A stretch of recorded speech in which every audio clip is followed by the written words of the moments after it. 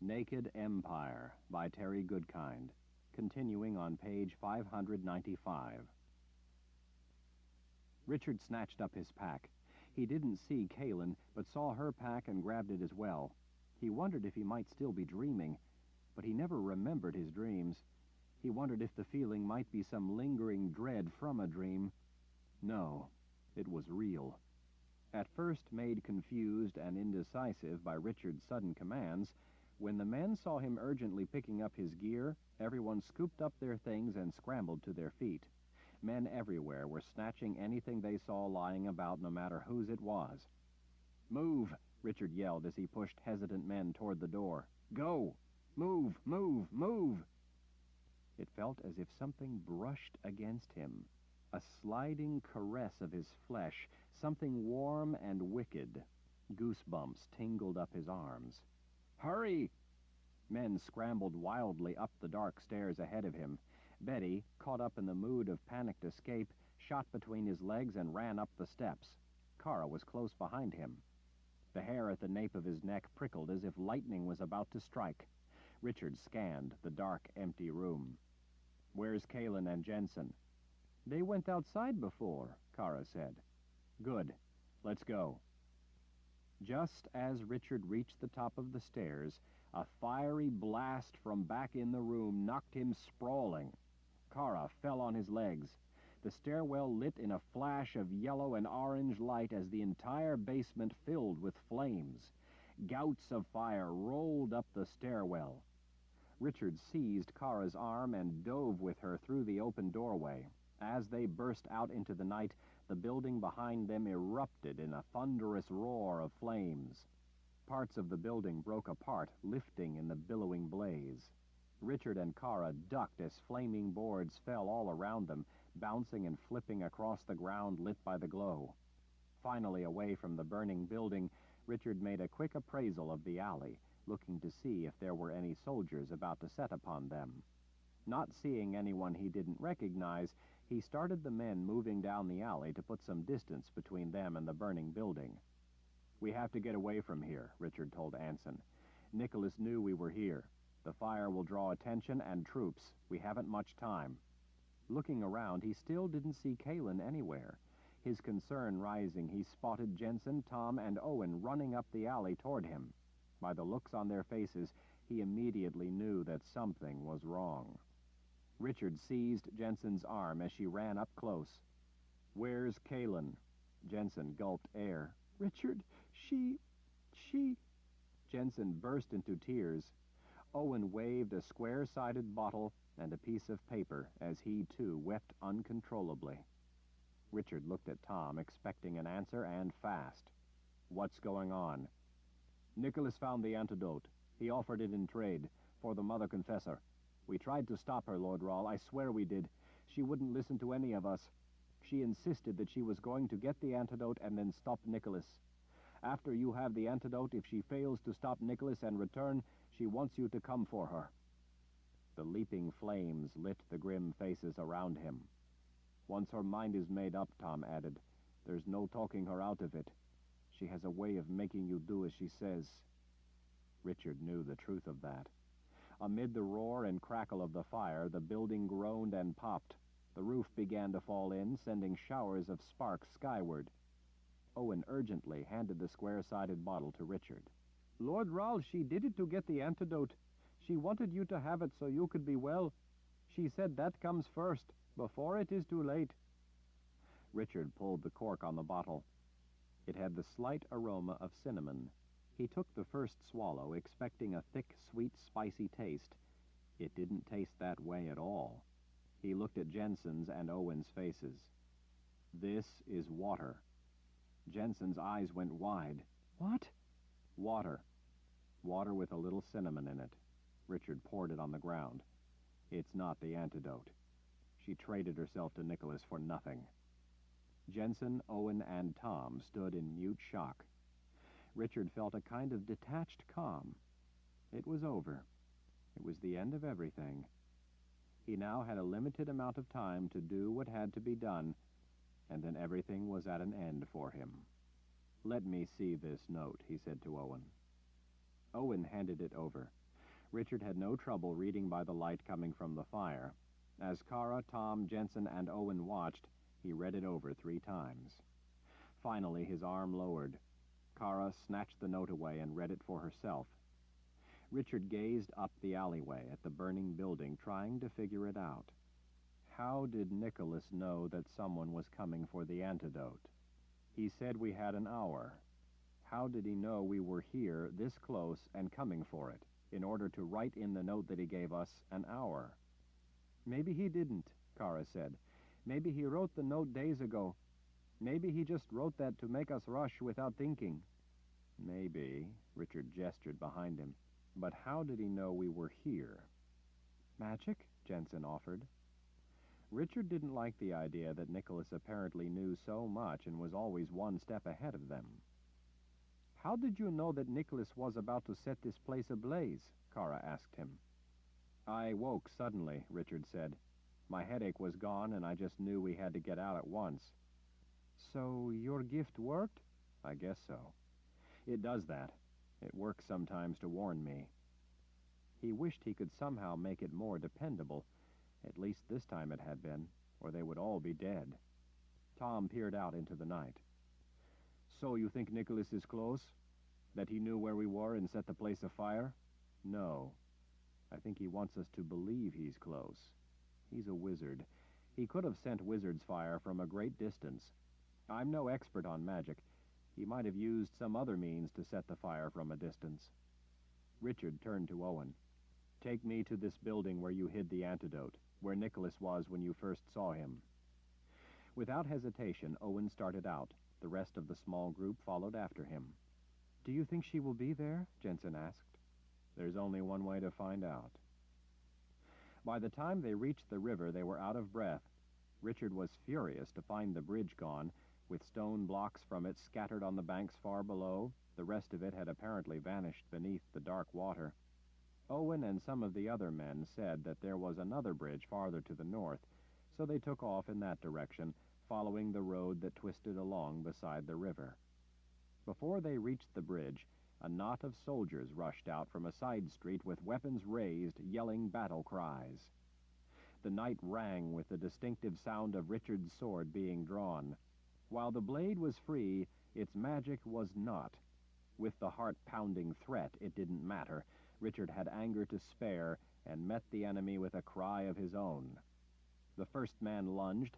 Richard's strike was so violent it cleaved the burly man down through the leather armor over his shoulder to his opposite hip. As Richard spun without pause to a soldier coming at him from behind, he brought the sword around with such speed that the man was beheaded before he had cocked his sword arm. Richard drew his elbow back, smashing the face of a man rushing in to stab him from behind. A quick thrust took down another man before Richard could turn to finish the man behind, who had dropped to his knees, his hands covering his bleeding face. A moonlit flash of Richard's sword brought measured death. Tom slashed through the men at the same time as Kara's Aegil took others down. Cries of surprised pain shattered the quiet of the night. All the while, Richard swept through the enemy like a wind-borne shadow. In mere moments, the night was again silent.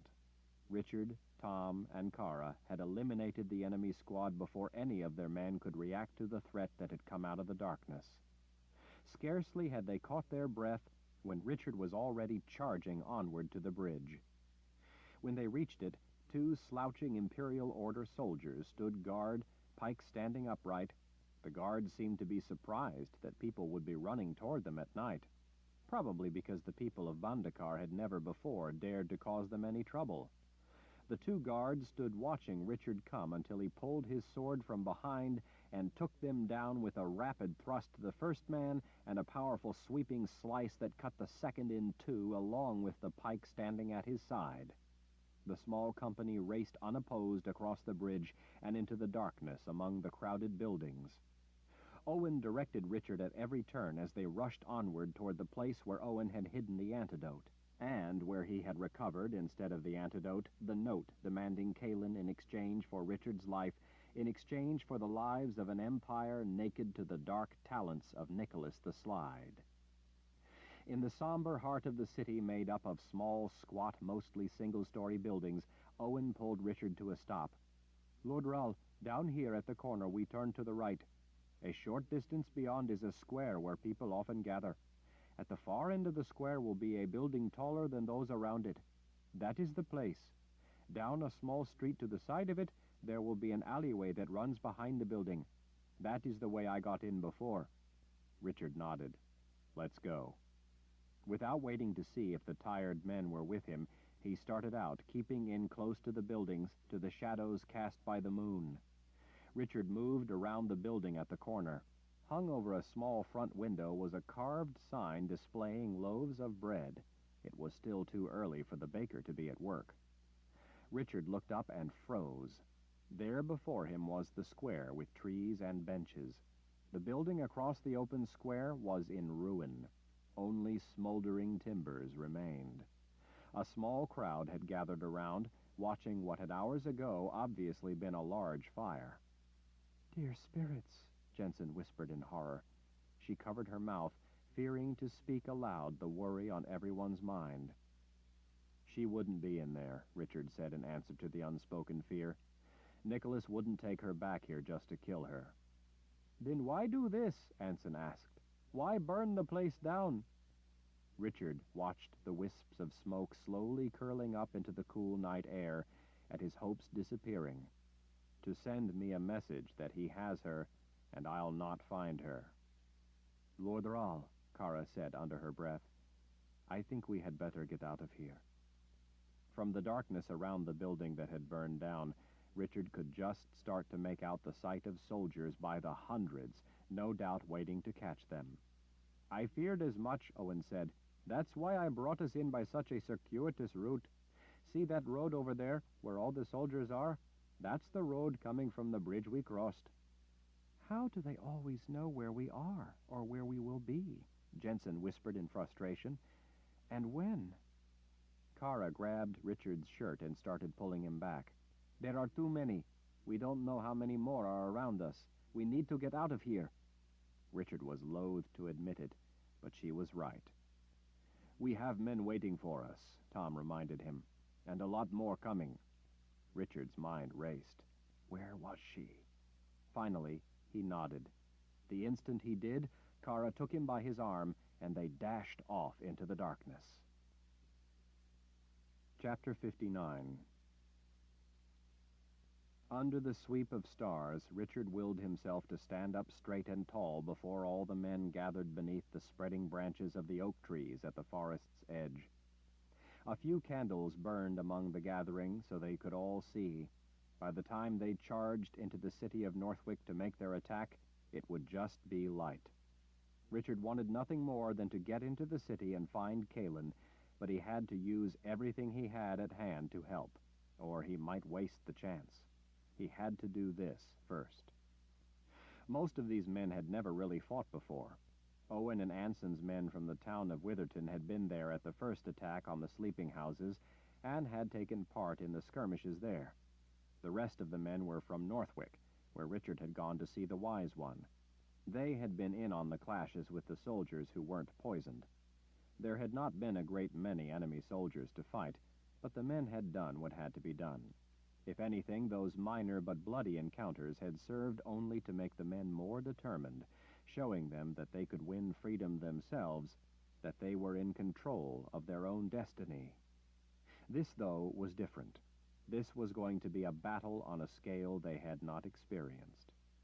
Worse, it was in a city that had, for the most part, willingly joined with the Order's cause.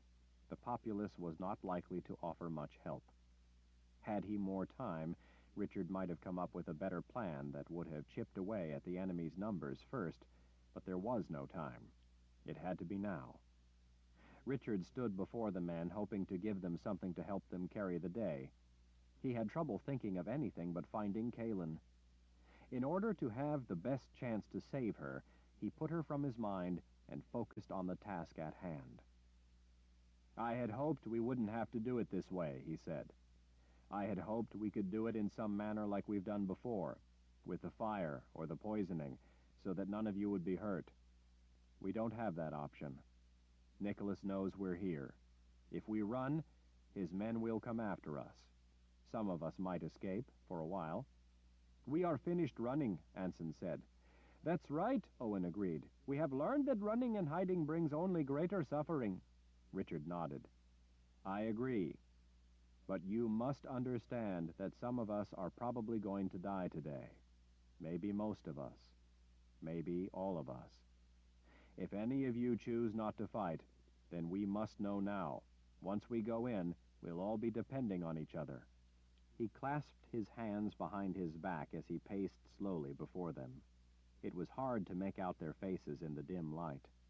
Richard knew, too, that his time was running out. His sight would only get worse.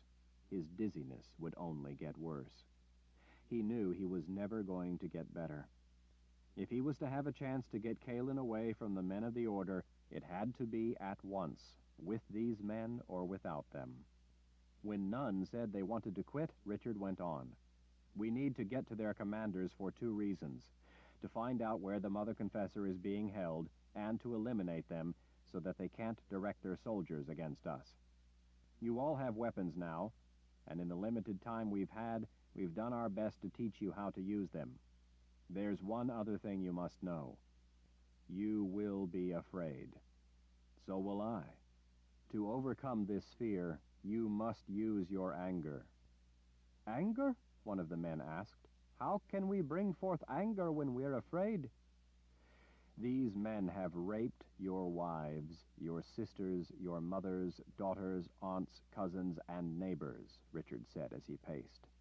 "Think about that when you look into the enemy's eyes as they come at you. They have taken most of the women away. You all know why. They have tortured children to make you give up. Think about the terror of your children as they screamed in fear and pain, dying bloody and alone after being mutilated by these men." The heat of Richard's anger seeped into his words. "Think about that when you see their confident grins as they come at you. These men have tortured people you loved, people who never did anything against them. Think about that as these men come at you with their blood-stained hands. These men have sent many of your people away to be used as slaves. Many more of your people have been murdered by these men. Think about that when they come to murder you too. This is not about a difference of opinion or a disagreement. There can be no debate or uncertainty about this among moral men. This is about rape, torture, murder." Richard turned and faced the men. "Think about that when you face these beasts." He tapped a fist to his chest as he ground his teeth. "And when you face these men, men who have done all these things to you and your loved ones, face them with hate in your hearts. Fight them with hate in your hearts. Kill them with hate in your hearts. They deserve no better." The woods were silent as the men considered his chilling words. Richard knew that he had rage enough and hate enough to be eager to get at the men of the Imperial Order. He didn't know where Kalin was, but he intended to find out and to have her back. She had done as she had to in order to get the antidote to save his life. He understood what she had done and couldn't fault her for it. That was the kind of woman she was. She loved him just as fiercely as he loved her. She had done what she had to do. But he was not going to let her down. She was depending on him to come for her. The terrible irony was that it had all been for nothing. The antidote she had made such a sacrifice to obtain was no antidote at all. Richard looked out at all their faces, so intent on what he had to tell them on the eve of such a momentous battle, and remembered then the words on the statue at the entrance to this land, the words of the wizard's 8th rule, Talga Vasternich. "There is one last thing to tell you," he said, "the most important thing of all." Richard faced them as the leader of the Daharan Empire, an empire struggling to survive, to be free, and told them those 2 words in their language. Deserve victory. It was just turning light as they charged into the city. Only one of them had remained behind, Jensen. Richard had forbidden her from joining the fight. Besides being young and not nearly as strong as the men they would come up against, she would only create a tempting target. Rape was a sacred weapon of the wicked, and one this enemy used religiously. The men of the Imperial Order would rally for such a prize. Kara was different. She was a trained warrior, and more lethal than any of them except Richard. Jensen hadn't been pleased to be left behind, but she had understood Richard's reasons and hadn't wanted to give him anything else to worry about. She and Betty had remained behind in the woods. A man they had sent out to scout because he knew the area well emerged from a side alley. As they reached him, they all moved up against the wall, trying to remain out of sight as best they could. "I found them," the scout said, trying to catch his breath. He pointed to the right of their route into the city. "How many?" Richard asked. "I think it must be their main force within the city, Lord Rahl. It's where they sleep. They seem to still be there, as you expected, and not yet up. The place they've taken over contains buildings for city offices and administration. But I bring troubling news as well. They are being protected by the people of the city." Richard ran his fingers back through his hair. He had to concentrate to keep from coughing. He gripped the window frame of the building beside him to help himself stand. "What do you mean they are being protected?" "There are crowds of people from the city surrounding the place occupied by the soldiers. The people are there to protect the soldiers from us. They are there to stop us from attacking." Richard let out an angry breath. "All right." He turned back to the worried, expectant faces of all the men. "Now listen to me. We are joined in a battle against evil. If anyone sides with evil, if they protect evil men, then they are serving to perpetuate evil." One of the men looked unsure. "Are you saying that if they try to stop us, we might have to use force against them?" "What is it these people seek to accomplish? What is their goal?" "They want to prevent us from eliminating the Imperial Order. Because they hate life, they despise freedom more than slavery." With grim determination, Richard met the men's gazes. "I'm saying that anyone who protects the enemy and seeks to keep them in power for whatever reason has sided with them. It's no more complicated than that. If they try to protect the enemy or hamper us from doing as we must, kill them." "But they aren't armed," a man said. Richard's anger flared. "They are armed with evil ideas that seek to enslave the world. If they succeed, you die. Saving the lives of innocent people and your loved ones, and having far less loss of life in the end, is best served by crushing the enemy as decisively and quickly as possible. Then there will be peace. If these people try to prevent that, then they are in effect siding with those who torture and murder. They help them to live another day to murder again. Such people must not be treated any differently than what they in truth are, servants of evil. If they try to stop you, kill them." There was a moment of silence, then Anson put a fist to his heart. "With hate in my heart, vengeance without mercy." Looks of iron determination spread back through the men. They all put fists to their hearts in salute and took up the pledge. "Vengeance without mercy!" Richard clapped Anson on the side of the shoulder. "Let's go." They raced out from the long shadows of the buildings and poured around the corner. The people off at the end of the street all turned when they spotted Richard's force coming. More people, men and women from the city, surged into the street in front of the compound of buildings the soldiers had taken up as barracks and a command post. The people looked like a scraggly lot. "No war! No war! No war!" the people shouted as Richard led the men up the street at a dead run. "Out of the way!" Richard yelled as he closed the distance. This was no time for subtlety or discussions. The success of their attack depended in large part on speed. "Get out of the way! This is your only warning. Get out of the way or die!" "Stop the hate! Stop the hate!" the people chanted as they locked arms. They had no idea how much hate was raging through Richard. He drew the sword of truth. The wrath of its magic didn't come out with it, but he had enough of his own. He slowed to a trot. "Move!" Richard called as he bore down on the people. A plump, curly-haired woman took a step out from the others. Her round face was red with anger as she screamed, "Stop the hate! No war! Stop the hate! No war!" "Move or die," Richard yelled as he picked up speed. The red-faced woman shook her fleshy fist at Richard and his men, leading an angry chant. "Murderers! Murderers! Murderers!" On his way past her, gritting his teeth as he screamed with the fury of the attack begun, Richard took a powerful swing, lopping off the woman's head and upraised arm. Strings of blood and gore splashed across the faces behind her, even as some still chanted their empty words. The head and loose arm tumbled through the crowd. A man made the mistake of reaching for Richard's weapon and took the full weight of a charging thrust. Men behind Richard hit the line of evil's guardians with unrestrained violence. People armed only with their hatred for moral clarity fell bloodied, terribly injured, and dead. The line of people collapsed before the merciless charge. Some of the people, screaming their content, used their fists to attack Richard's men. They were met with swift and deadly steel. At the realization that their defense of the Imperial Order's brutality would actually result in consequences to themselves, the crowd began scattering in fright, screaming curses back at Richard and his men. Richard's army did not pause as they tore through the ring of protectors, now on the run, but continued on to the maze of buildings among grassy open spaces dotted with trees.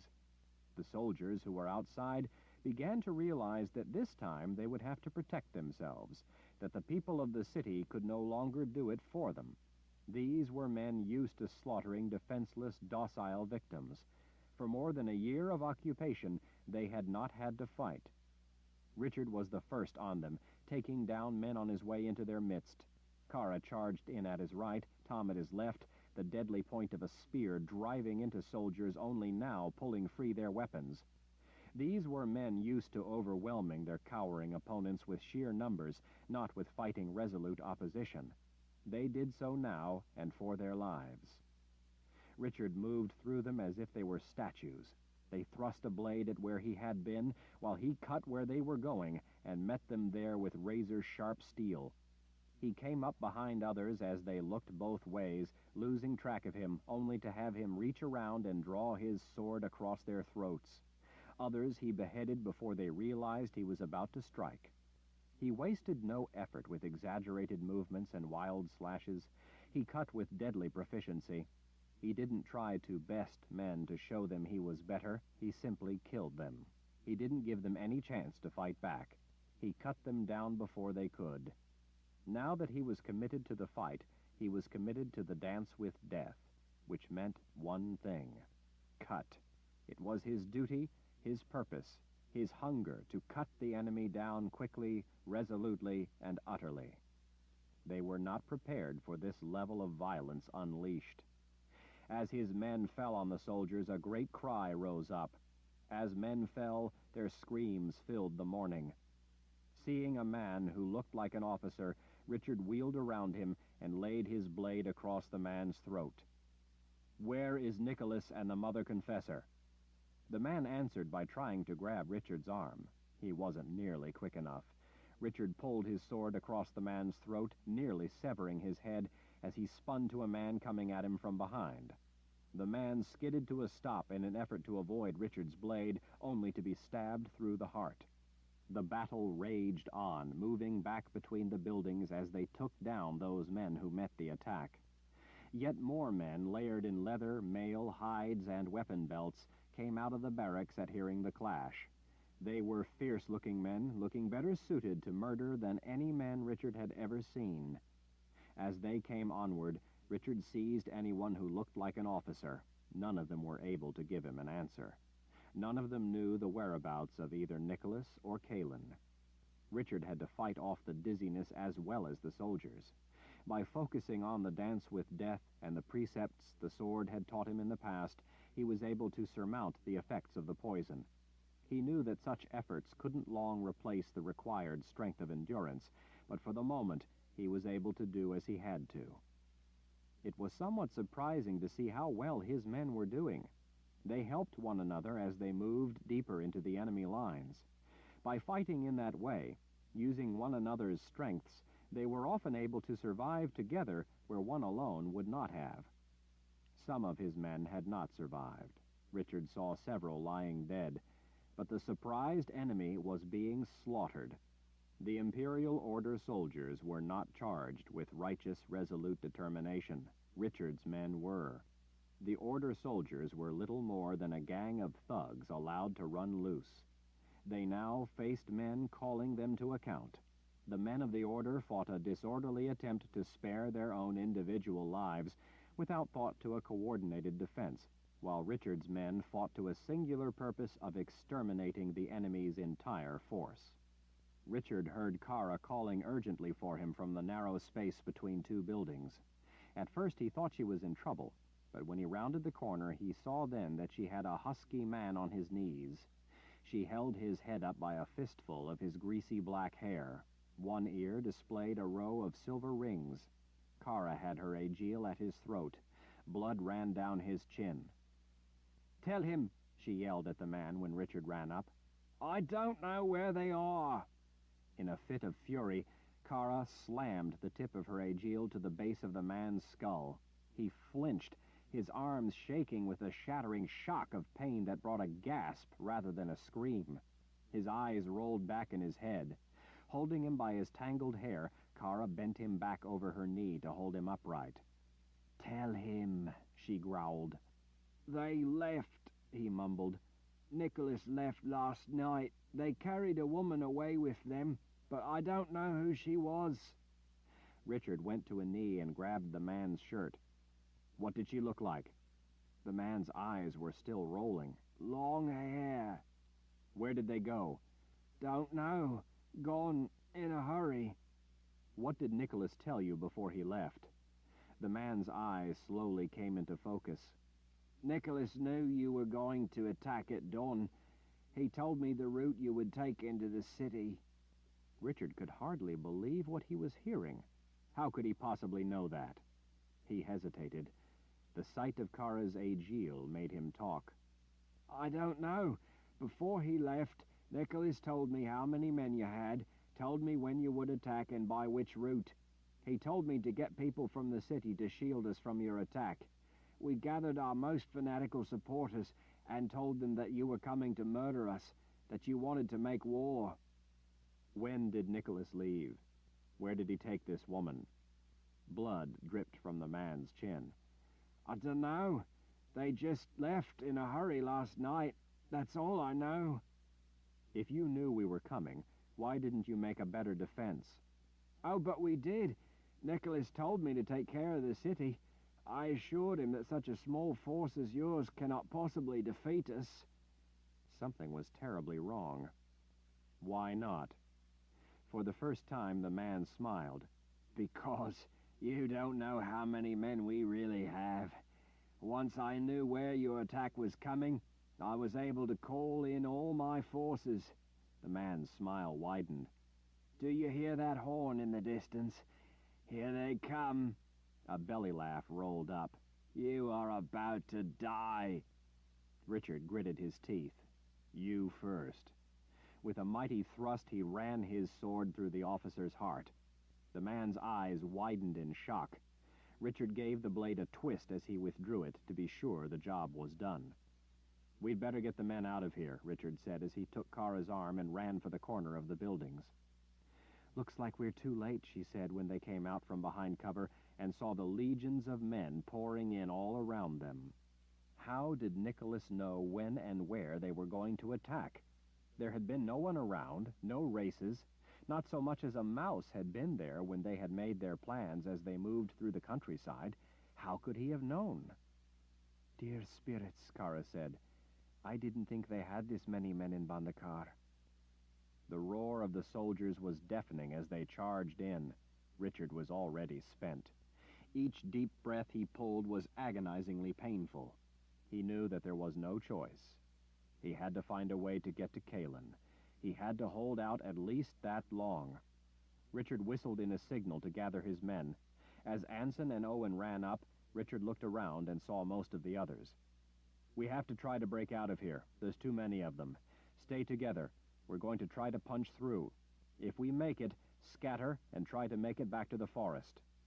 With Kara at one side, Tom at the other, Richard charged at the head of his men toward the enemy lines.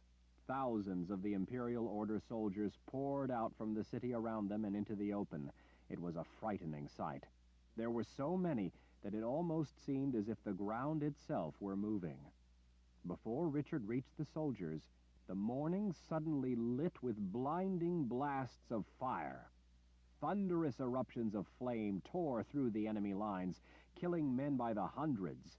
Sod, trees, and men were hurled into the air. Men, their clothes, hair, and flesh burning, tumbled across the ground. Richard heard a howl coming from behind. It sounded somehow familiar. He turned just in time to see a roiling ball of liquid yellow flame wailing through the air toward them. It expanded as it came, tumbling with seething, deadly intensity. Wizard's fire. The incandescent white-hot inferno roared by just overhead. Once past Richard and his men, it descended, crashing down among the enemy soldiers, spilling a flood of liquid death out among them. Wizard's fire stuck to what it touched, burning with ferocious intensity. A single droplet of it would burn down through a man's leg to the bone. It was horrifyingly deadly. It was said to be so excruciatingly painful that those who lived longed only for death. The question was, who was it coming from? To the other side, men of the Order fell as something scythed through their ranks. It almost looked as if a single blade cut them down by the hundreds, ripping them apart with bloody ferocity. But who was doing it? There was no time to stand around and wonder. Richard and his men had to turn to meet the soldiers who made it through the devastating conjuring. Now that their numbers had been so thinned, the Imperial Order soldiers were unable to mount an effective attack. Their charge fell apart on the blades of Richard's men.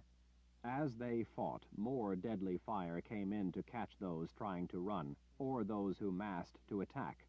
In other places, Order soldiers fell without Richard or his men touching them. They gasped in great agony, clutching their chests, and fell dead. Before long, the morning fell silent but for the groans of the wounded. Richard's men rallied around him, unsure of what had happened, worried that whatever had befallen these men might suddenly turn and befall them as well. Richard realized that they didn't see the attack of Wizard's fire and magic in the same way as he did. To them, it must seem a miracle of salvation. Richard spotted two people beside one of the buildings off to the side of the grounds. One was taller than the other. He squinted, trying to make them out, but he just couldn't see who they were. With a hand on Tom's shoulder for support, they headed toward the two figures. "Richard, my boy," Nathan said when Richard made it over to him. "So good to find you well." Anne, a squat woman in a plain gray dress, smiled that knowing smile of hers, so filled with joy, satisfaction, and at the same time a kind of knowing tolerance. "I doubt you two could imagine how glad I am to see you," Richard said, still catching his breath, trying not to breathe too deeply. "But what are you doing here? How in the world did you find me?" Nathan leaned in with a sly smile. "Prophecy, my boy." Nathan wore high boots and a ruffled white shirt with a vest and an elegant green velvet cape attached at his right shoulder. The prophet cut quite the figure. Richard saw then that Nathan was wearing an exquisite sword in a polished scabbard.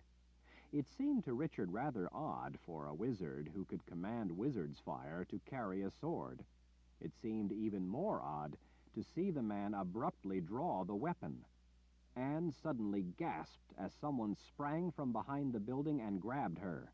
It was one of the people from the city who had gathered to protect the army, a tall, slender, pinch-faced woman with a formidable scowl and a long knife. "You are murderers!" she cried, her straight hair whipping side to side. "You are filled with hate!" The ground around Anne and the woman erupted, chunks of dirt and grass flying up into the air. Anne, a sorceress, was apparently trying to fight off her attacker. The woman was unaffected. Against a pristinely ungifted person, magic wasn't working. Nathan, not far to the side of Anne, stepped in and without ado ran the tall woman through with his sword. The woman staggered back, his sword through her chest, her face a picture of surprise. She dropped, sliding off the red blade. Anne, free of her attacker, glanced at the dead woman. She fixed Nathan in a scowl. "Dashing indeed." Nathan smiled at her private joke. "I told you they aren't touched by magic." "Nathan," Richard said, "I still don't understand." "Come here, my dear," Nathan said, signaling off behind him. Jensen ran out from behind the building. She threw her arms around Richard. "I'm so glad you're all right," she said. "I hope you aren't angry with me. Nathan showed up in the woods not long after you and the men left. I remembered seeing him before, at the People's Palace in Dahara. I knew he was a R'al, so I told him the trouble we were in. He and Anne wanted to help. We came as fast as we could." Jensen looked expectantly up at Richard. He answered her worry with a hug. "You did the right thing," he told her. "You used your head for something the orders didn't anticipate." Now that the heat of battle had ended, Richard was dizzier than ever. He had to lean on Tom for support. Nathan put a shoulder under Richard's other arm. "I hear you're having trouble with your gift. Maybe I can help." "I don't have time. Nicholas the Slide has Kaelin. I have to find her or—" "Don't play a fool when you aren't," Nathan said. "It won't take long to bring your gift into harmony. You need the help of another wizard to get it under control, like the last time I helped you, or you won't be of any use to anyone. Come on, let's get you inside one of these places where it's quiet. Then I can take care of that much of your troubles." Richard wanted nothing more than to find Kaelin, but he didn't know where to look. He felt like falling into the man's arms and surrendering his destiny to him, to his experience, to his vast knowledge. Richard knew Nathan was right. He felt like crying with relief that help was finally at hand. Who better to help him get his gift back under control than a wizard? Richard had never even dared to hope to have this opportunity. He had planned on trying to get to Nietzsche because she was the only one he could think of who might know what to do. This was infinitely better than a sorceress helping him. A wizard was the only one really meant to help with this kind of trouble with another wizard's gift. "Just make it quick," he told Nathan. Nathan smiled that R'al smile of his. "Come on, then. We'll have your gift back to right in no time at all." "Thank you, Nathan," Richard mumbled as he let the big man help him through a nearby doorway. Chapter 60.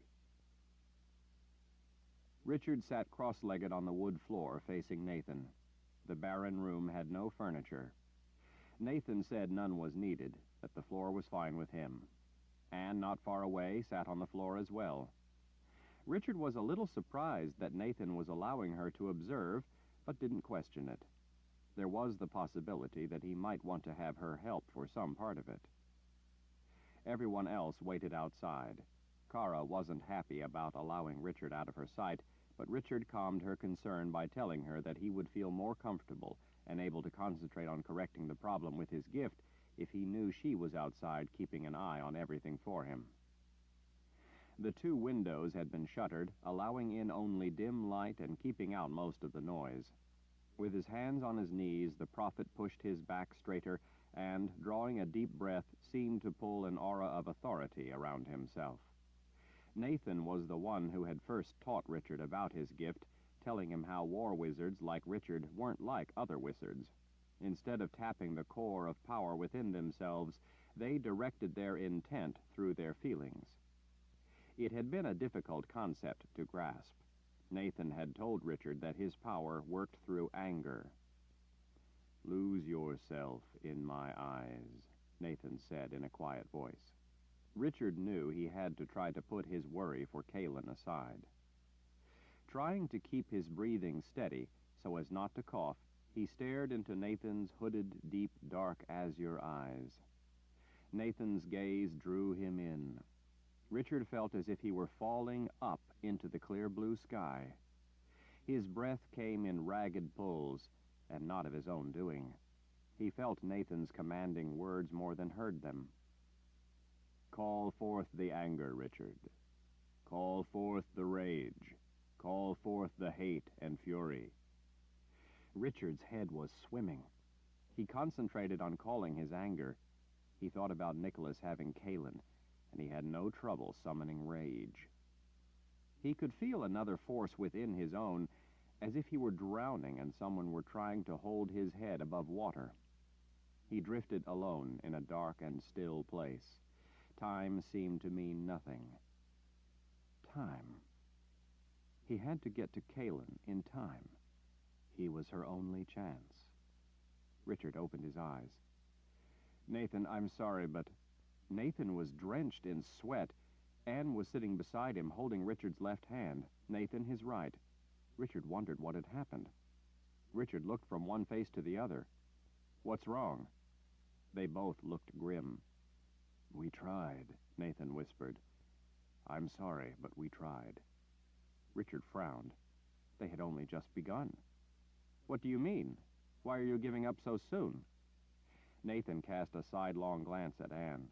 "We've been at it for 2 hours, Richard." 2 hours? "I'm afraid there is nothing I can do, my boy." By the sound of his voice, he meant it. Richard ran his fingers back through his hair. "What are you talking about? You're the one who told me the last time when I had this problem, joining with a wizard would set it straight. You said it was a simple matter for a wizard to fix such a disharmony with the gift." "That's the way it should be, but your gift is somehow tangled up into a knot that's strangling you." "But you're a prophet, a wizard, and you're a sorceress. Together you both probably know more about magic than anyone who has lived in thousands of years." "Richard, there has not been another born like you in the last 3,000 years. We don't know that much about how your particular gift works." Anne paused to push stray strands of gray hair back into the bun at the back of her head. "We tried, Richard. I swear to you, we both tried our best. Your gift is beyond Nathan's help, even with my ability enhancing his power. We tried everything we know, and even a few things we thought up. None of it had any effect. We cannot help you." "So what must I do?" Nathan's azure eyes turned away. "Your gift is killing you, Richard. I don't know the cause. But I'm afraid that it has spiraled into a phase that is out of control and fatal." Anne's eyes were wet. "Richard, I'm so sorry." Richard looked from one distraught face to the other. "I guess it doesn't really matter," Richard said. Nathan frowned. "What do you mean it doesn't matter?" Richard rose up, groping for the wall to keep his balance. "I've been poisoned. The antidote is gone. There is no cure. I'm afraid that I'm running out of time. I guess the joke is on my gift. Something else is going to get me first." Anne stood and gripped his upper arms. "Richard, we can't help you right now, but you can at least rest while we try to figure out—" "No," Richard waved off her concern. "No, I can't waste what little time I have left. I have to get to Kaelin." Anne cleared her throat. "Richard, at the Palace of the Prophets, Nathan and I waited for your birth for a very long time. We worked to clear those obstacles that prophecy showed us lay in your path. The prophecies name you as central to the course of the future of the world. In fact, they say you are the only one with a chance. We need you to lead us in this battle. We don't know what is wrong with your gift, but we can work on it. You must be here, so that if we come up with a solution, we can set your power right." "I'll not live for you to cure me, don't you see? The poison is killing me. It has 3 states. I'm already entering the 3rd state, blindness. I'm going to die. I must use what time I have left to find Kaelin. You aren't going to have me to lead you, but if I can get her away from Nicholas, you will have her to lead the struggle in my place." "You know where she is, then?" Nathan asked. Richard realized that in the state of focused, concentrated thought, as he was adrift in that quiet place while Nathan was trying to help him, it had come to him where Nicholas most likely had taken Kaelin. He had to get there while Nicholas was still there with her. "Yes, I believe I do." Richard pulled open the door. Kara, sitting right outside, shot to her feet. Her expectant expression quickly withered when he shook his head, signaling that it hadn't worked. "We have to get going, right away. I think I know where Nicholas took Kalin. We have to hurry." "You know?" Jensen asked, holding Betty close by the rope. "Yes. We need to leave at once." "Where is she, then?" Jensen asked. Richard gestured. "Oh, and remember how you told us about a fortified encampment the Imperial Order built when they first came to Bandakar, and they were worried about their safety?" "Back near my town," Owen said. Richard nodded. "That's right. I think Nicholas took Kalin there. It's a secure place they built to hold some of the women captive. There would be plenty of soldiers to protect him, and it's the kind of place built specifically to be defensible, so it would be much more difficult to approach than his place here in the city." "Then how will we approach it?" Jensen asked. "We'll have to figure that out once we get there and see the place." Nathan joined Richard at the door. "Anna and I will go with you. We might be able to help rescue Kalin from the slide. While we travel, the two of us can work on a solution for untangling your gift." Richard gripped Nathan's shoulder. "There are no horses in this land. If you can run and keep up with us, you're welcome, but I can't afford to slow for you. I don't have much time, and neither does Kalin. Nicholas will not likely hold her there long. After he pauses for rest and supplies and then leaves this land, it will be even more difficult to find him. We have no time to lose. We're going to have to travel as swiftly as possible." Nathan's eyes turned down in disappointment. Anne drew Richard into a brief hug. "We're far too old to keep up the speed afoot that you and these young people can. When you get her away from the slide, come back, and we'll do our best to help you. We'll work on the problem while you're getting her out of his clutches. Come back then, and we'll have a solution." Richard knew that he would never live that long, but there was no point in saying it. "All right. What can you tell me about a slide?" Nathan drew his thumb along his jaw as he considered the question. "Slides are soul stealers. There is no defense against them. Even I would be powerless to stop them." Richard didn't suppose that needed any explanation. "Kara, Jensen, Tom, you can come with me." "What about us?" Owen asked. Anson stood close by, looking eager to be included, and nodded at Owen's suggestion. There were others as well who had stood vigil outside the place where Nathan had tried to help Richard. They were all men who had fought hard. If he was to get Kalin back, he would likely need some men at least. "Your help would be welcome. I think most of the men should stay here with Nathan and Anne. The people here in Houghton need to have your men explain everything to them, help them to understand all that you've learned. They will need to make some changes to adjust to interacting with the world out there now open to them." As Richard started away, Nathan grabbed a hold of his sleeve. "Richard, as far as I know, you have no defense against a soul stealer. But there is one thing I recall from an old tome in the vaults in the Palace of the Prophets." "I'm listening." "They somehow travel outside their body, send their own spirit out." Richard rubbed his fingertips across his brow as he thought about Nathan's words. "That has to be how he was watching me, tracking me. I believe he watched me through the eyes of huge birds that live here called black-tipped races. If what you're saying is right, then maybe he leaves his body in order to do this." Richard looked up at Nathan. "How does this help me?" Nathan leaned closer, cocking his head to peer with one azure eye. "That is when they are vulnerable, when they are out of their body." Richard lifted his sword a few inches in the scabbard to be sure it was clear. "Any idea how to catch him outside of his body?" He let the sword drop back. Nathan straightened. "Afraid not." Richard nodded his thanks anyway and stepped down out of the doorway. "Owen, how far is this fortified encampment?" "Back close to where the path used to go out through the boundary."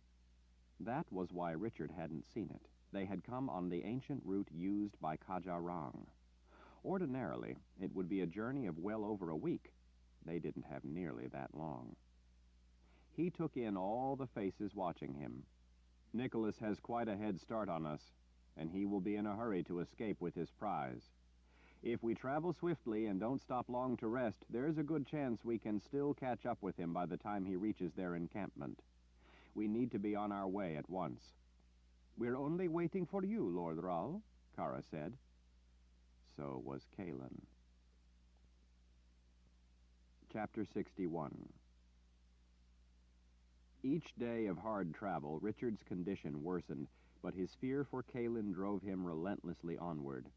Most of the time, hour after hour, through sunlight, darkness, and occasional rain, they ran at a steady lope. Richard used a staff he'd cut himself to help keep his balance. When he thought he would be unable to go on, Richard deliberately picked up the pace to remind himself that he could not give up. They stopped at night only long enough to get a few hours' sleep. The men had trouble keeping up with him. Kara and Jensen didn't. They were both used to strenuous exertion in the course of difficult journeys. All of them, though, were so exhausted from the unrelenting pace that they talked only when necessary. Richard drove himself doggedly, trying not to think about his own hopeless condition. It didn't matter. He reminded himself that with every step they ran, if it was fast enough, they were gaining on Nicholas, and just that much closer to Kalin. In moments of despair, Richard told himself that Kalin had to be alive, that Nicholas could have killed her long ago, if that was his intention. He wouldn't have run if she were dead. Kalin would be much more valuable to him alive. In a way, he felt an odd kind of relief. He could push as hard as he needed. He didn't have to worry about his health. There was no antidote to the poison. Given the time, it would kill him. There was no solution to the problem of his gift being out of control. That, too, would kill him. There was nothing Richard could do about either. He was going to die. The wooded hills were easy enough traveling. They were open, with broad green meadows sprinkled with wildflowers and a patchwork of grassland. Wildlife was abundant. Were he not dying, in pain, and sick with worry for Kalin, Richard might have enjoyed the beauty of the land. Now it was just an obstacle. The sun in his eyes was slipping down behind the towering mountains. Soon, darkness would be upon them. A little earlier, Richard had used his bow to take a buck when the opportunity presented itself. Tom had made quick work of butchering it. The rest of them needed to eat, or they would not be able to keep up the pace. Richard supposed that they would have to stop for a while to cook the meat and get some sleep. Owen came up beside Richard as they trotted through a sea of grass rolling beneath the breeze. Owen pointed ahead. "There, Lord Rahl. That stream coming out of the hills is getting close to the Order's encampment. Just a little farther over that line of hills and toward the mountains." He pointed to the right. "Off that way, not far, is my town of Witherton." Richard changed his course a little to the left, heading for the woods that started at the foot of a gentle rise. They made the trees just as the orange disk of the sun slipped behind the snow-capped mountains. "All right," Richard said, coming to a breathless halt as they entered a small clearing. "Let's set up camp here. Jensen, Tom, why don't you two and the men stay here? Get some meat cooking while I go with Owen and Kara and scout this fortification and see if I can figure out how we're going to get in." When Richard started out, using his staff to help balance, Betty started following him. Jensen snatched Betty's rope. "Oh, no, you don't," Jensen said. "You're staying here. Richard doesn't need you tagging along to attract attention at the worst possible time." "What should we make for you to eat, Lord Rahl?" Tom asked. Richard couldn't stand the thought of eating meat. After all the bloody fighting, he needed to balance his gift more than ever. His gift was killing him, but if he did the wrong thing, it might hasten the end, and then he might not last long enough to get Kalin away from Nicholas. "Whatever we have that isn't meat. You have time before we come back, so you can cook some bannock, some rice, maybe some beans." Tom agreed to take care of it, and Richard followed after Owen. Kara, looking more unhappy than he could ever remember seeing her, put a hand on his shoulder. "How are you holding up, Lord Rahl?" He dared not tell her how much pain he was in from the gift, or that he had started to cough up blood. "I'm all right for now." By the time they dragged back into their camp almost 2 hours later, the meat on the spit was finished cooking, and some of the men had already eaten. They were just curling up in blankets to get some sleep. Richard was beyond being tired. He was certain that they had been close to Kaelin. It had been agonizing to have to return, to leave the place where Nicholas held her, but he had to use his head. Wild, irrational action would bring only failure. It would not get Kaelin out of there. Richard was being driven by needs beyond food or sleep, but as he watched Owen sit heavily near the fire, he knew that Owen and Kara were exhausted, and he imagined that they had to be hungry. Rather than sit, Kara waited at his side. She would not allow him to get far from her watchful protection, nor would she voice any concern for herself or her needs.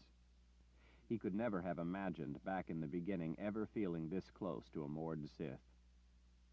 Jensen stood and rushed to meet him. "Richard, here, let me help you. Come and sit." Richard flopped down on the grass near the fire. Betty came over and begged a place beside him. He let her lie down. "Well," Tom asked, "what do you think of the place?"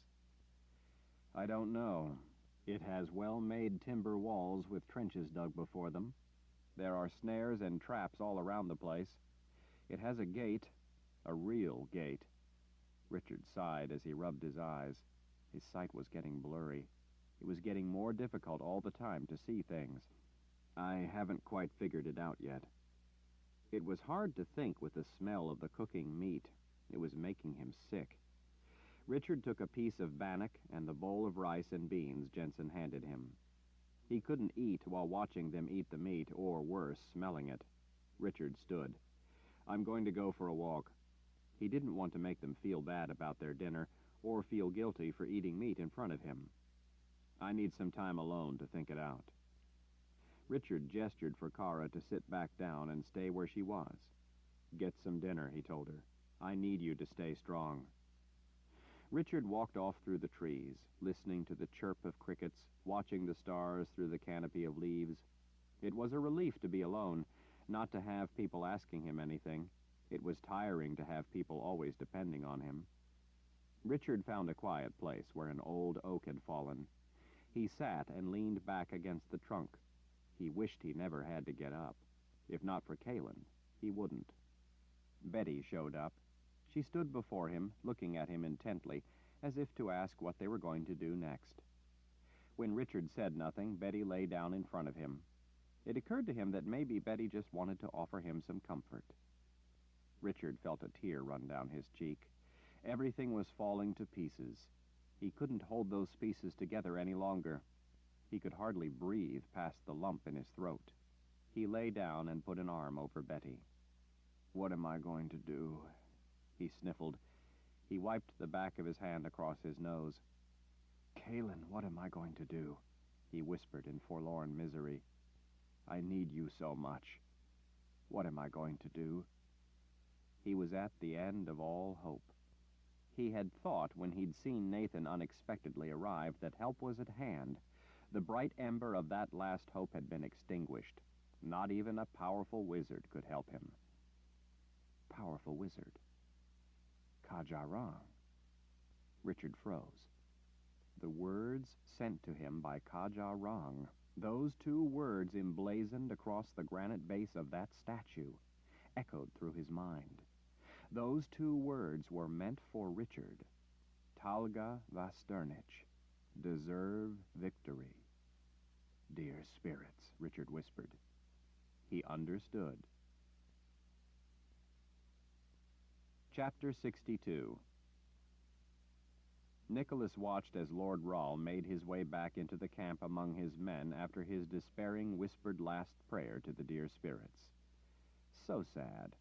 So very sad that the man was going to die.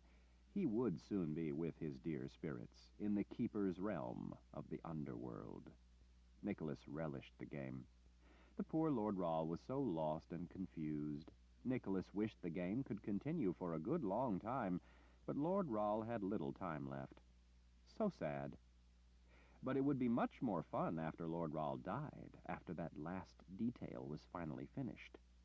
Jagang thought this pathetic man was resourceful. Don't underestimate him, Jagang had warned. Perhaps Jagang was no match for the great Richard Rahl, but Nicholas the Slide was. His spirit swelled with delight at the expectant thought of Lord Ral's death.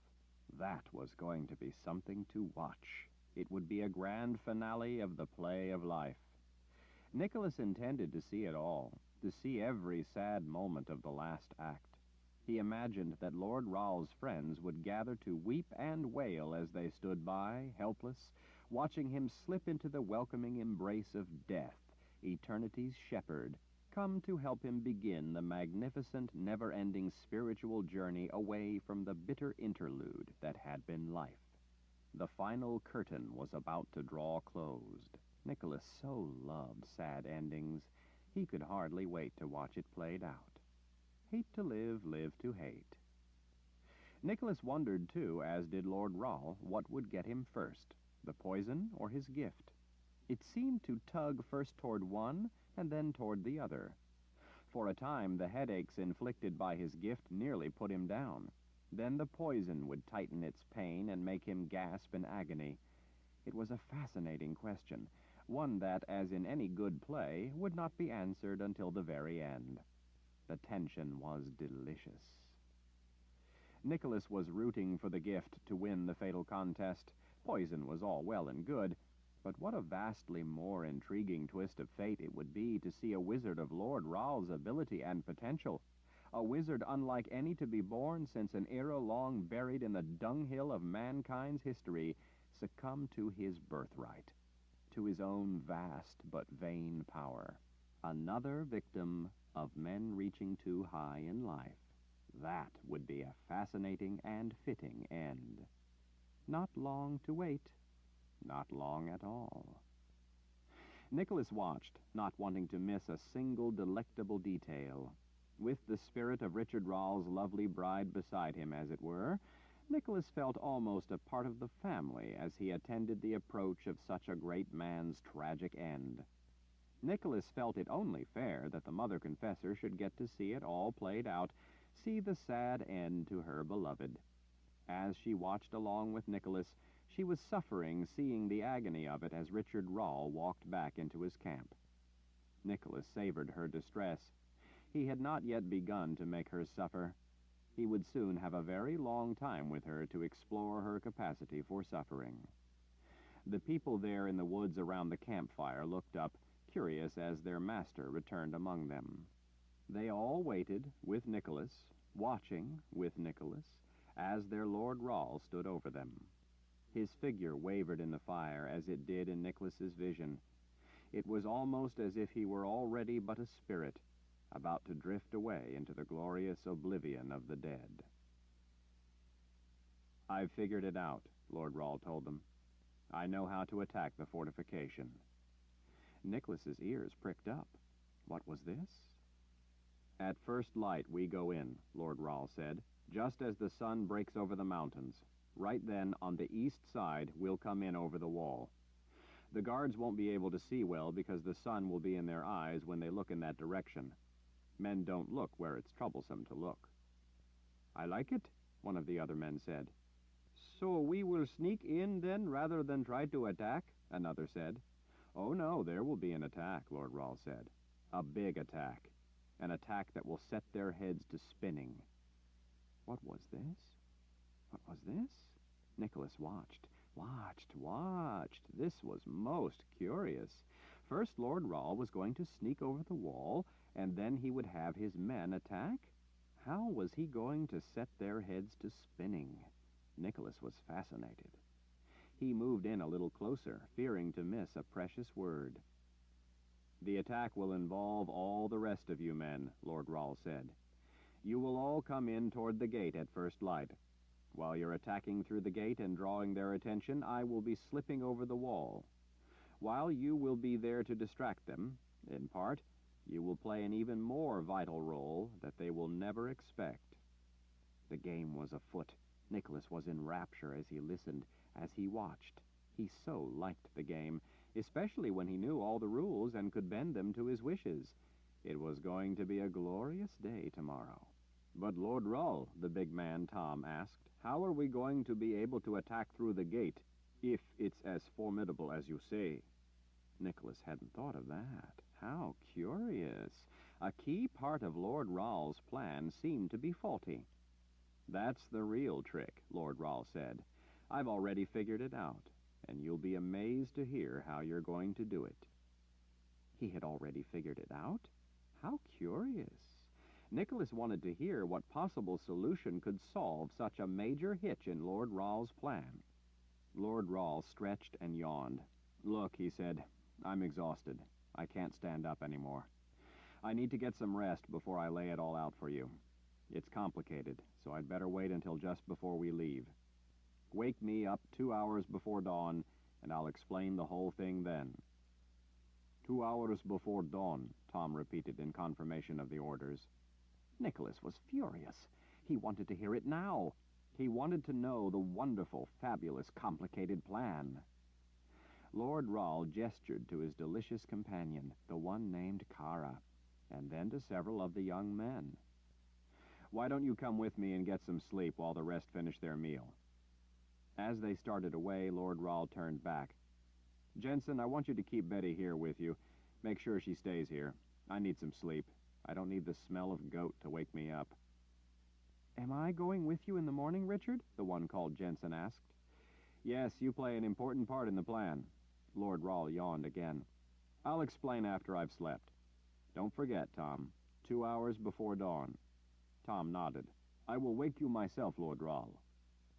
Nicholas would be there as well, to watch, to hear the final piece of Lord Ral's plan. Nicholas could hardly stand to wait that long. He would be there early. He would hear every word of it. And then Nicholas would have a surprise waiting for Richard Ral when he and his men came for a visit. Maybe neither the poison nor his gift would take Lord Ral. Maybe Nicholas would do it himself.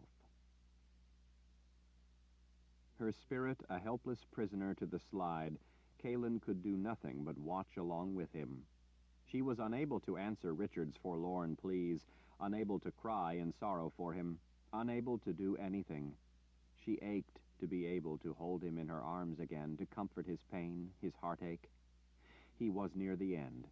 She knew that. It broke her heart to see his precious life slipping away, to see his tears, to hear him cry her name in longing, to hear him say how much he needed her. She felt so cold and alone. She loathed the feeling of being adrift. She desperately wanted to be back in her body. It waited somewhere back in a lonely room in the fortified encampment. Nicholas's body waited there too. If only she could get back there. Most of all, she wished there were some way she could warn Richard that Nicholas knew his plan. Chapter 63. Nicholas lay in wait in the camp, sniffing, listening, watching, eager for the game to continue. He had come early, fearing to miss anything. He was sure it had to be 2 hours before dawn, time for the last act of the play. It was time for the man, Tom, to wake Lord Ral. It was time. Watch, watch, watch. Where was he? Somewhere, somewhere. Look, look, look. Men off through the trees stood guard over the camp. Where was Tom? There he was. Nicholas saw that Tom was one of the men standing vigil as others slept. Didn't want to be late. Lord Ral's orders. He wasn't sleeping, he was awake, so he should know it was time. What was the man waiting for? His master had given him a command. Why wasn't he doing as he had been told? The woman, Jensen, woke and rubbed her eyes. She looked up and took appraisal of the stars and moon. It was time. She knew it was. She threw off her blanket. Nicholas followed behind as she rushed past the low glow of the smoldering embers, rushed back through the stand of young trees, rushed to the big man leaning against a stump. Tom, isn't it time to wake Richard? Somewhere back in the distant room in the fortification, where his body waited, Nicholas heard an insistent noise. He was absorbed in the task at hand, in the game, so he ignored the sound. Probably Najari. The man was eager to have a chance to get at the Mother Confessor, a chance to enjoy her more feminine charms. Nicholas had told Najari that he would have his chance, but he had to wait until Nicholas returned. Nicholas didn't want the man tampering with her body while they were gone. Najari sometimes didn't know his own strength. The mother confessor was valuable property, and Nicholas didn't want that property damaged. Najari had proven to be a loyal man and deserved a small reward, but not until later. He would not disobey Nicholas's orders. He would be sorry if he did. Maybe it was just... Wait. What was this? Watch. The man stood and put a hand reassuringly on the young woman's shoulder. How very touching. Yes, I guess it is about time. Let's go wake Lord Ral. Again the noise, stealthy, sharp, yet soft. Most odd, but it would have to wait. Through the woods, hurry, watch, hurry.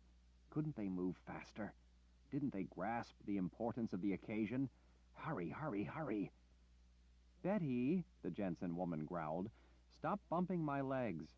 Again there was a skulking sound back somewhere with his body, and then another more urgent sound. This time the sound ran a sharp shiver through Nicholas's very soul. It was as deadly a sound as he had ever heard. As the sword of truth cleared its scabbard, the distinctive ring of steel filled the dimly lit room. With the sword came ancient magic, unhindered, unrestrained, unleashed. The sword's power instantly inundated Richard with its boundless fury, a fury that answered only to him. The force of that power flooded into every fiber of his being. It had been so long since he had truly felt it, truly felt the full magnitude of it, that for an instant Richard paused in the exultation of the profound experience of simply holding such a singular weapon. His own righteous wrath had already slipped its bounds. Joined now with the pure rage of the sword of truth, both spiraled through him like twin storms rampaging unchecked. Richard gloried that they could, and at being the ultimate master of both. The seeker of truth willed both storms ever onward, even as the sword began its fearsome journey, the merciless lightning of those thunderheads about to strike. The tip of the blade whistled through the night air, still 2 hours before dawn. Hesitant and uncertain, Nicholas watched as the man, Tom, and the Jensen woman moved through the woods to awaken their dying Lord Ral. Somewhere back in a distant room in the fortification where his body waited, Nicholas heard a scream. It was not a scream of fear, but a riotous cry of unbridled rage. It sent a shiver through his soul. With sudden alarm, knowing that it could not be ignored, Nicholas slammed back into his body where it sat on the floor waiting for him. Unsteady from the abrupt return, Nicholas blinked as he opened his eyes. Lord Ral himself stood before him, feet spread, both hands gripping his sword. It was a picture of sheer muscular force focused by terrifying resolve. Nicholas's eyes went wide at seeing the gleaming blade arcing through the still air. Lord Ral was in the midst of a scream of startling power and rage. Every bit of his might was committed to the swing of his sword. Nicholas had a sudden and completely unexpected realization. He didn't want to die. He very much wanted to live. As much as he hated life, he realized now that he wanted to hold on to it. He had to act. He summoned his power, rallied his will. He had to stop this avenging soul before him. He reached out with his power to seize this other's spirit. He felt the horrifying shock of a staggering blow against the side of his neck. Richard was still screaming as his sword, with every ounce of power and speed he could put behind it, swept around, just clearing the top of Nicholas's left shoulder. Richard saw every detail as the blade tore through flesh and bone, turning muscle, tendon, arteries, and windpipe inside out, following with precision the path to which the seeker had justly committed it. Richard had dedicated everything to the swift journey of his sword. Now he watched as that journey reached its destination, as the blade cleared the neck of Nicholas the Slide, as the man's head, its mouth still opened in the beginning of shock not fully comprehended, his beady eyes still trying to grasp the totality of what they were seeing, lifted into the air, beginning to turn ever so slowly as the sword below it passed along its deadly arc, as curved ropes of the man's blood began tracing a long wet line across the wall behind him. Richard's scream ended as the sword's swing reached its limit. The world came crashing back around him. The head hit the floor with a loud, bone-cracking thunk. It was ended. Richard recalled the rage. He had to get it under control immediately. He had something yet more important to accomplish. In one fluid motion, Richard slid the bloody blade home into its scabbard as he turned to the second body leaned up against the wall to the right. The sight of her almost overcame him. To see her there, alive, breathing, seemingly unhurt, brought a wild rush of joy. His worst fears he would not even allow into his conscious mind, evaporated in an instant. But then he realized that she was not all right. She could not have slept through such an attack. Richard fell to his knees and took her up in his arms. She felt so light, so limp. Her face was ashen and beaded with sweat. Her eyelids were half closed, her eyes rolled back in her head. Richard sank back within himself, seeking strength to bring back the one he loved more than life itself. He opened his soul to her. All he wanted, all he needed, as he held her to him, was for her to live, to be whole. Instinctively, in a way he did not fully understand, he let his power well up from a place deep inside his mind. He released himself into the torrent as it rushed onward. He let his love of her, his need of her, flood through their connection as he hugged her to his breast. "Come home to where you belong," he whispered to her. He let the core of his power course through her, intending it to be like a beacon to light her way. It felt as if he were searching through the dark, using the light of ability from deep within to help him. Even though he couldn't define the precise mechanism, he could consciously focus his purpose, his need, and what he wanted to accomplish. "Come home to me, Kaylin. I'm here." Kaylin gasped. Even though she hung limp, he felt the intensity of the life in his arms. She gasped again, as if she had nearly drowned and needed air. At last, she stirred in his arms, her limbs moving, groping. She opened her eyes, blinking, and looked up. Astonished, she sank back into his arms.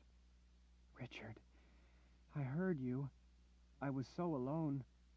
Dear spirits, I was so alone. I didn't know what to do. I heard Nicholas scream. I was lost and alone. I didn't know how to get back. And then I felt you." She embraced him tightly, as if she never wanted to let go. "You led me back through the darkness." Richard smiled down at her. "I'm a guide, remember?" She puzzled at him. "How could you do that?" Her beautiful green eyes opened expectantly. "Richard, your gift." "I figured out the problem with my gift. Kaja Rong had given me the solution. I'd had the solution long before that, but I never realized it. My gift is fine now, and the sword's power works again.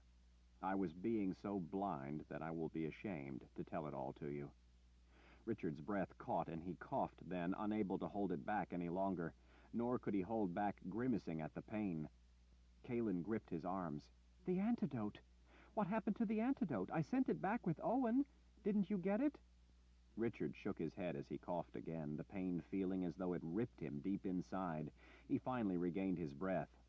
"Well, now, that is a problem. It wasn't the antidote. It was just water with a bit of cinnamon in it." Kaylin's face went ashen. "But—" She looked over at Nicholas's body, at his head lying upended at the end of a bloody trail across the floor. "Richard, if Nicholas is dead, how are we going to get the antidote?" "There isn't any antidote. Nicholas wanted me dead.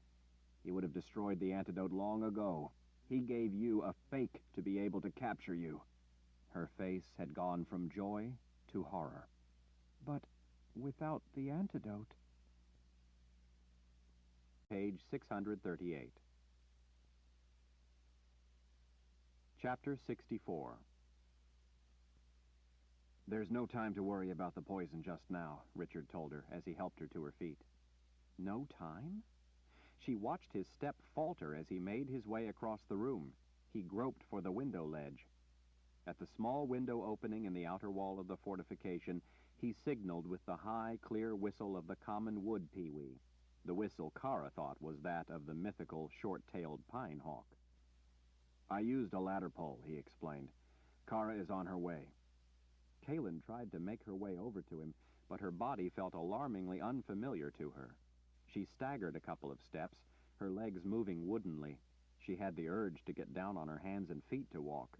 She felt like a stranger inside her own skin. It seemed foreign to have to breathe on her own, to have to look through her own eyes, to have to listen through her own ears. It was a strange, haunting sensation to feel her clothes against her skin. Richard held out his hand to help steady her. Kaelin thought that as wobbly as she was, she might still be more steady on her feet than Richard. "We're going to have to fight our way out," he said. "But we'll have some help. I'll get you the first sword I can." Richard blew out the flame of the single candle before a tin reflector on a small shelf. Richard, I'm not yet used to being back inside myself. I don't think I'm ready to go out there. I can hardly walk. "We don't have a lot of choice. We have to get out. Learn as you go. I'll help you." You can hardly walk yourself. Kara, at the top of a pole ladder Richard had cut, leaned forward and wriggled in through the small window. Halfway in, Kara gaped in delighted wonder. Mother Confessor, Lord Rahl did it. "You don't need to sound so surprised," Richard griped as he helped the moored Sith the rest of the way in. Kara only briefly took note of the dead man sprawled across the floor before Kaelin threw her arms around the woman. You can't imagine how glad I am to see you, Kara said. Well, you can't imagine how glad I am to see you through my own eyes. If only the trade you made had worked, Kara added in a whisper. "We'll find another way," Kaelin assured her. Richard slowly drew the door open a crack and peeked out. He shut the door and turned back. "It's clear. Doors to the left and around the balcony are the rooms with the women in them. Stairs to the right are the closest that lead down. Some of the rooms at the bottom are for officers, others are barracks for soldiers." Kara nodded. "I'm ready." Kaelin looked from one to the other. "Ready for what?" Richard took her by the elbow. "I need you to help me see." "Help you see? Is it progressing that fast?" "Just listen. We're going to move along the balcony to the left and open the doors. Do your best to keep the women calm. We're going to break them out of here." Kaelin was a bit confused by everything. It was completely different from the plans she had been hearing along with Nicholas. She knew she would just have to follow Richard and Kara's lead. Outside on the simple wooden balcony, there were no lamps or torches. The moon was down behind the black sprawl of the mountains. Kaelin's sight when Nicholas had controlled her had been like looking through a greasy pane of wavy glass. The sparkling vault of stars overhead had never looked so beautiful. In that starlight, Kaelin could see simple buildings lined up around the outer wall of the fortification. Richard and Kara moved along the balcony, opening doors. At each one, Kara quickly ducked inside. Some of the women came out in their nightshirts. Some Kaelin could hear inside rushing to get dressed. In some of the rooms, babies cried. While Kara was in one of the rooms, Richard opened another door. He leaned close to Kaelin and whispered, "Go in and tell the women inside that we've come to help them escape. Tell them that their men have come to get them out, but they must be as quiet as possible or we'll be caught." Kaelin rushed in as best she could on unsteady legs and woke the young woman in the bed to the right. She sat up terrified but silent. Kaelin reached around and shook the woman in the other bed. "We've come to help you escape. You mustn't make any noise. Your men are going to help. You have a chance to be free." "Free?" the first woman asked. "Yes, it's up to you, but I strongly advise you to take the chance and to hurry." The women flew out of their beds and grabbed for clothes. Richard, Kaelin, and Kara moved farther down the balcony, asking the women who had already come out to help rouse the others. In a matter of a few minutes, hundreds of women were huddled together out on the balcony. There was no problem keeping them quiet. They were all too familiar with the consequences of causing trouble. They didn't want to do anything to get themselves caught trying to escape. Before long, they had made it all the way around the fortification balcony. Most of the women had very young babies, ones too young to be taken away. The babies were mostly sound asleep in their mother's arms, but some of them started to cry. The mothers desperately tried to rock and cuddle them into silence. Kalin hoped that it was a common enough sound that it wouldn't draw the attention of the soldiers. "Wait here," Richard whispered to Kalin. "Keep everyone up here until we get the gate open."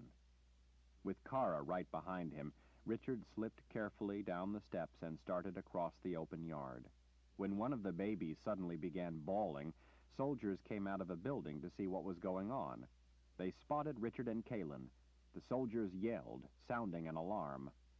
Kalin heard the distinctive ring of steel as Richard drew his sword. Men rushed out of some of the doors, heading Richard and Kara off. Being used to dealing with these people, the men rushing toward Richard apparently weren't greatly concerned about violence. They were wrong, and fell as soon as they got close enough for Richard to strike. Some Richard took down as he ran, others Kara caught as they tried to come in from the side. The screams of some of the men as they fell woke the whole encampment. Men rushed out of barracks below, pulling on their trousers and shirts, dragging weapon belts behind. In the faint starlight, Kalin spotted Richard by the drop gate. He took a mighty swing. Sparks showered across the wall as the sword shattered one of the heavy chains holding up the gate. Richard ran to the other side to cut the other chain. Two men caught up to him there. In one fluid movement, Richard cut them both down. As Kara dropped other men who were rushing in at Richard, he swung the sword again. White-hot fragments of steel filled the air along with the ringing sound of metal shattering. The gate groaned and slowly started to fall outward. Richard heaved his weight against it, and it picked up speed. With a resounding crash, it came down, raising clouds of dust. A great cry rose up as men outside, wielding swords, axes, and battle maces, charged in across the broken bridge and into the fortification. The soldiers rushed to meet the invasion, and there was a great clash of weapons and men. Kalin saw then that soldiers were racing up the stairway on the opposite side of the balcony. "Come on," Kalin yelled to the women. "We have to get out now." Holding the rail to keep her balance, Kalin raced down the steps, all the women pouring down behind her, a number carrying screaming babies. Richard ran to meet her at the bottom. He tossed her a short sword with a leather-wound grip. Kalin caught it by the handle just in time to turn and slash a soldier running up from beneath the balcony. Owen made his way through the fighting and over to the women. "Come on," he called to them. "Get to the gate! Run!" The women, galvanized by his command, started running across the compound. As they reached the fighting, some of the women, instead of running out the gate, took the opportunity to leap on the backs of soldiers fighting Owen and his men. The women bit the men on the backs, beat at their heads, tore at their eyes. The soldiers were not restrained in dealing with the women, and several were brutally killed. It didn't stop others from joining the fight. If they would only run for the gate, they could escape, but instead they were attacking the soldiers with their bare hands. They had been held in bondage to these men for a very long time. Kalin could only imagine what they had gone through and couldn't say she blamed them. She was still having difficulty moving, making her body do what she wanted it to do, or she would have joined them. Kalin turned at a sound only to see a man charging in at her. She recognized his flattened nose. Najari, Nicholas's right-hand man. He was one of the men who had carried her to the fortification. He wore a wicked grin as he came for her. She could have used her power on him, but she feared to trust it right then, so instead brought the short sword out from behind her back and slammed it through Najari's gut. He stood stiffly right in front of her, his eyes wide. She could smell the stink of his breath. Kalin wrenched the handle of the sword to the side. Mouth opened wide, he panted, fearing to draw a deep breath, fearing to move and cause any more damage. Kalin gritted her teeth and swept the sword's handle around in an arc, ripping his insides apart. She stared into his startled eyes as he slid off her sword. He grunted in pain as he dropped to his knees, holding his wound together as best he could. He never got what Kalin knew he intended, what Nicholas had promised him. He fell forward onto his face, spilling his insides across the ground at her feet. Kalin turned to the attack. Richard was engaged in slashing his way through men trying to surround him as he fought to keep the gate clear. Others, Richard's men, came at the enemy from behind, cutting into them the way Richard had taught them. Kalin saw Owen not far away. He was standing in the open among the fallen and the fighting, staring across the raging battle to a man just outside one of the doors under the balcony. The man had a thick black beard, a shaved head, and a ring through one ear and one nostril. His arms were as big as tree limbs. His shoulders were twice as wide as Owen's. "Luchan," Owen said to himself. Owen started across the open area of the fortification, past men engaged in pitched battle, past those crying out and those falling to blades, past swords and axes sweeping through the air, as if he didn't even see them. His eyes were locked on the man watching him come. The face of a young woman appeared in the dark doorway behind Luchan. He turned and growled at her to go back inside, that he was going to take care of the little man from her village. When Luchan turned back around, Owen was standing before him. Luchan laughed and put his fists on his hips. "Why don't you scurry back into your hole?" Owen said nothing, gave no warning, made no demands. He simply lit into Luchan with a vengeance, just as Richard had counseled him to do, slamming a knife into the big man's chest over and over before Luchan had a chance to react. He had underestimated Owen. It had cost him his life. The woman rushed out of the doorway and came to a halt over the body of her former master. She stared down at him, at his one arm splayed out to the side, at the other lying across his bloody chest, at the unseeing eyes. She looked up at Owen. Kalin assumed that this was Mara Lee, and feared that she was going to reject Owen for harming another, that she would castigate him for what he had done. Instead, she rushed to Owen and threw her arms around him. The woman went to her knees beside the body and took the bloody knife from Owen's hand. She turned to the fallen Luchan and stabbed him half a dozen times with such force that it drove the knife in up to the hilt with every thrust. Watching her tearful fury, Kalin didn't have to wonder how she had been treated by the man. Her anger spent, she stood again and tearfully hugged Owen. Kalin needed to get to Richard. She was relieved that her ability to move as she intended was returning. She started making her way around the edge of the battle, staying close to the walls, past men who saw her and thought she would be an easy mark. They didn't know that from a young age she had been taught to use a sword by her father, King Wyborn, and that Richard had later honed her skill to deadly proficiency, teaching her how to use her lighter weight to give her lethal speed. It was the last mistake the men made. Off across the open area, a mob of soldiers, now fully awake and fully prepared to engage in battle, swarmed out of the barracks. They all charged for Richard. Kalin knew right away that there were too many. Richard's men couldn't stop the flood of soldiers as they streamed across the encampment. All of them crashed in toward Richard. Kalin heard a deafening crack like lightning as the walls of the fortification lit with a flash. She had to turn away and shield her eyes.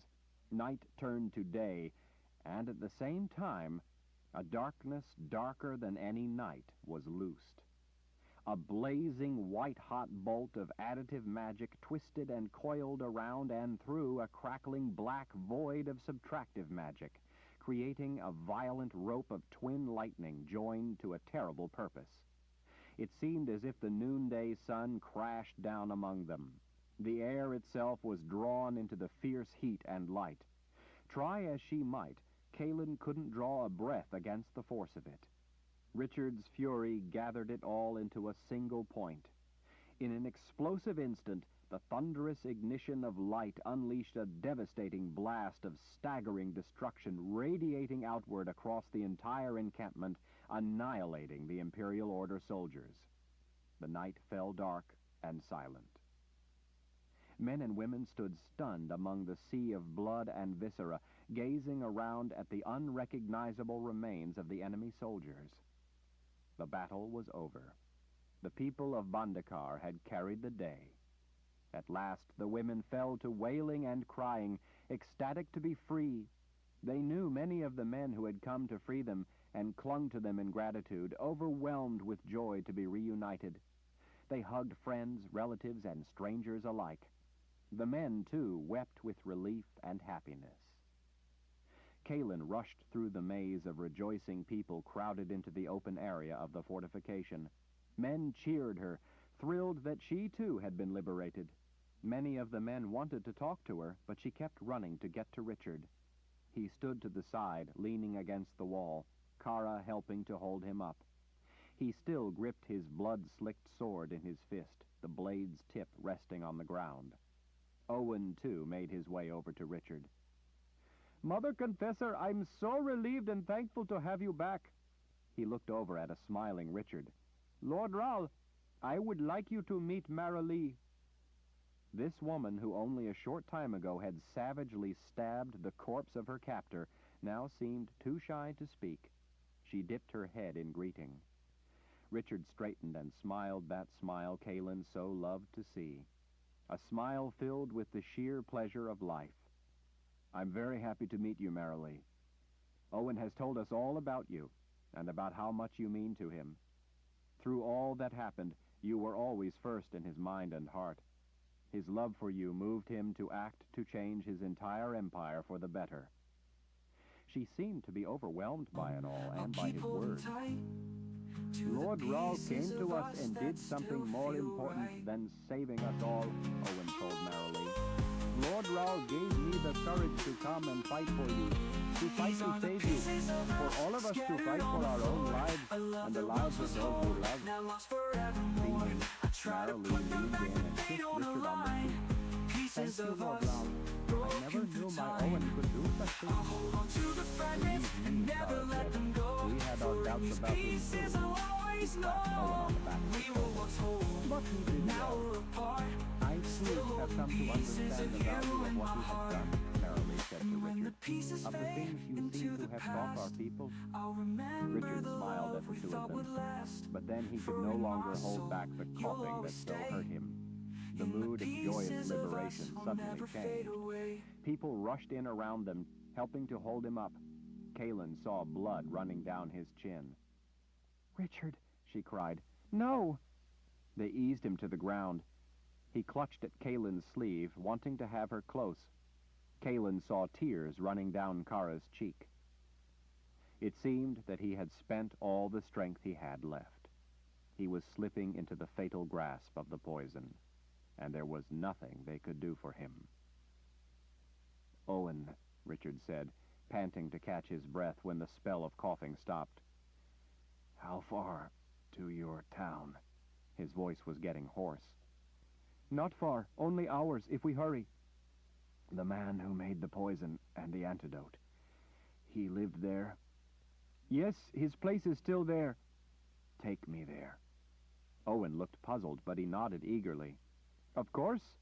"Hurry," Richard added, trying to get up. He couldn't. Tom appeared in the crowd. Jensen was there, too. "Get some poles," Tom commanded, "and some canvas or blankets. We'll make a litter. 4 men at a time can carry him. We can run and get him there quickly." Men rushed to the buildings, searching for what they would need to make a litter. Chapter 65. Kalin hurriedly pulled the tin off the shelf and opened the lid. The tin contained a yellowish powder. It was the right color. She leaned down and showed it to Richard as he lay in the litter. He reached in and took a pinch. He smelled it, he put his tongue to it, and then nodded. "Just a little," he whispered, lifting it out to her. Kalin held out her palm while he dribbled some of the crushed powder in her hand. He threw the rest on the floor, too weak to bother returning it to the tin. Kalin added the small portion on her palm to one of the pots of boiling water. Cloth bags of herbs steeped in other pots of hot water. Alkaloids from dried mushrooms were soaking in oil. Richard had other people grating stalks of plants. "Lobella," Richard said. His eyes were closed. Owen bent down. "Lobella?" Richard nodded. "It will be a dried herb." Owen turned to the shelves and started looking.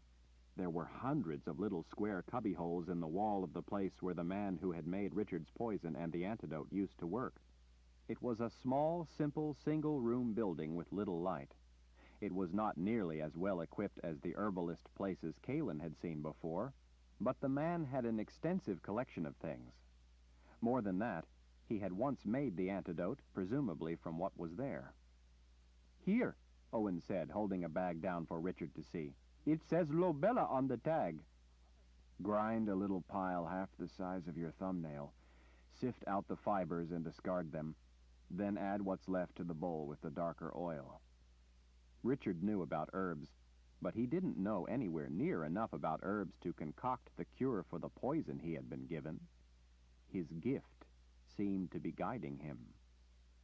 Richard was in a near trance, or nearly unconscious. Kalin wasn't exactly sure which. He was having difficulty breathing. She didn't know what else to do to help him. If they didn't do something, he was going to die, and soon. As long as he lay quietly on the litter, he was resting more comfortably, but that was not going to make him recover. It had been a short run to Witherton, but it had taken too long as far as Kalin was concerned. "Yarrow," Richard said. Kalin leaned down. "What preparation?" "Oil," Richard said. Kalin fumbled through the shelves of small bottles. She found one labeled yarrow oil. She squatted down and held it before Richard. "How much?" She lifted one of his hands and put the bottle in it, closing his fingers around it so he could tell its size. "How much?" "Is it full?" Kalin hurriedly wiggled out the whittled wooden stopper. "Yes." "Half," Richard said. "In with any of the other oils." "I found the feverfew," Jensen said as she hopped down from the stool. "Make a tincture," Richard told her. Kalin replaced the stopper in the bottle and squatted down beside Richard. "What next?" "Make an infusion of mullein." Mullein, Kalin mumbled as she turned to the task. As Richard gave them instructions, half a dozen people worked at boiling, blending, crushing, grating, filtering, and steeping. They added some of the preparations together as they were completed and kept others separate as they worked on them. As they worked, the number of various tasks were combined and reduced at specified points. Richard gestured for Owen. Owen brushed his hands clean on his trouser legs as he bent down to await instruction. "Cold," Richard said, his eyes closed. "We need something cold. We need a way to cool it." Owen thought a moment. "There's a stream not far." Richard pointed to various stations where people labored. "Pour those bowls of preparations and powders into the boiling water in the kettle there. Then take it to the stream. Hold the kettle down in the water to cool it." Richard held up a finger in caution. "Don't put it in too deep and let the water from the stream run in over the top, or it will be ruined." Owen shook his head. "I won't."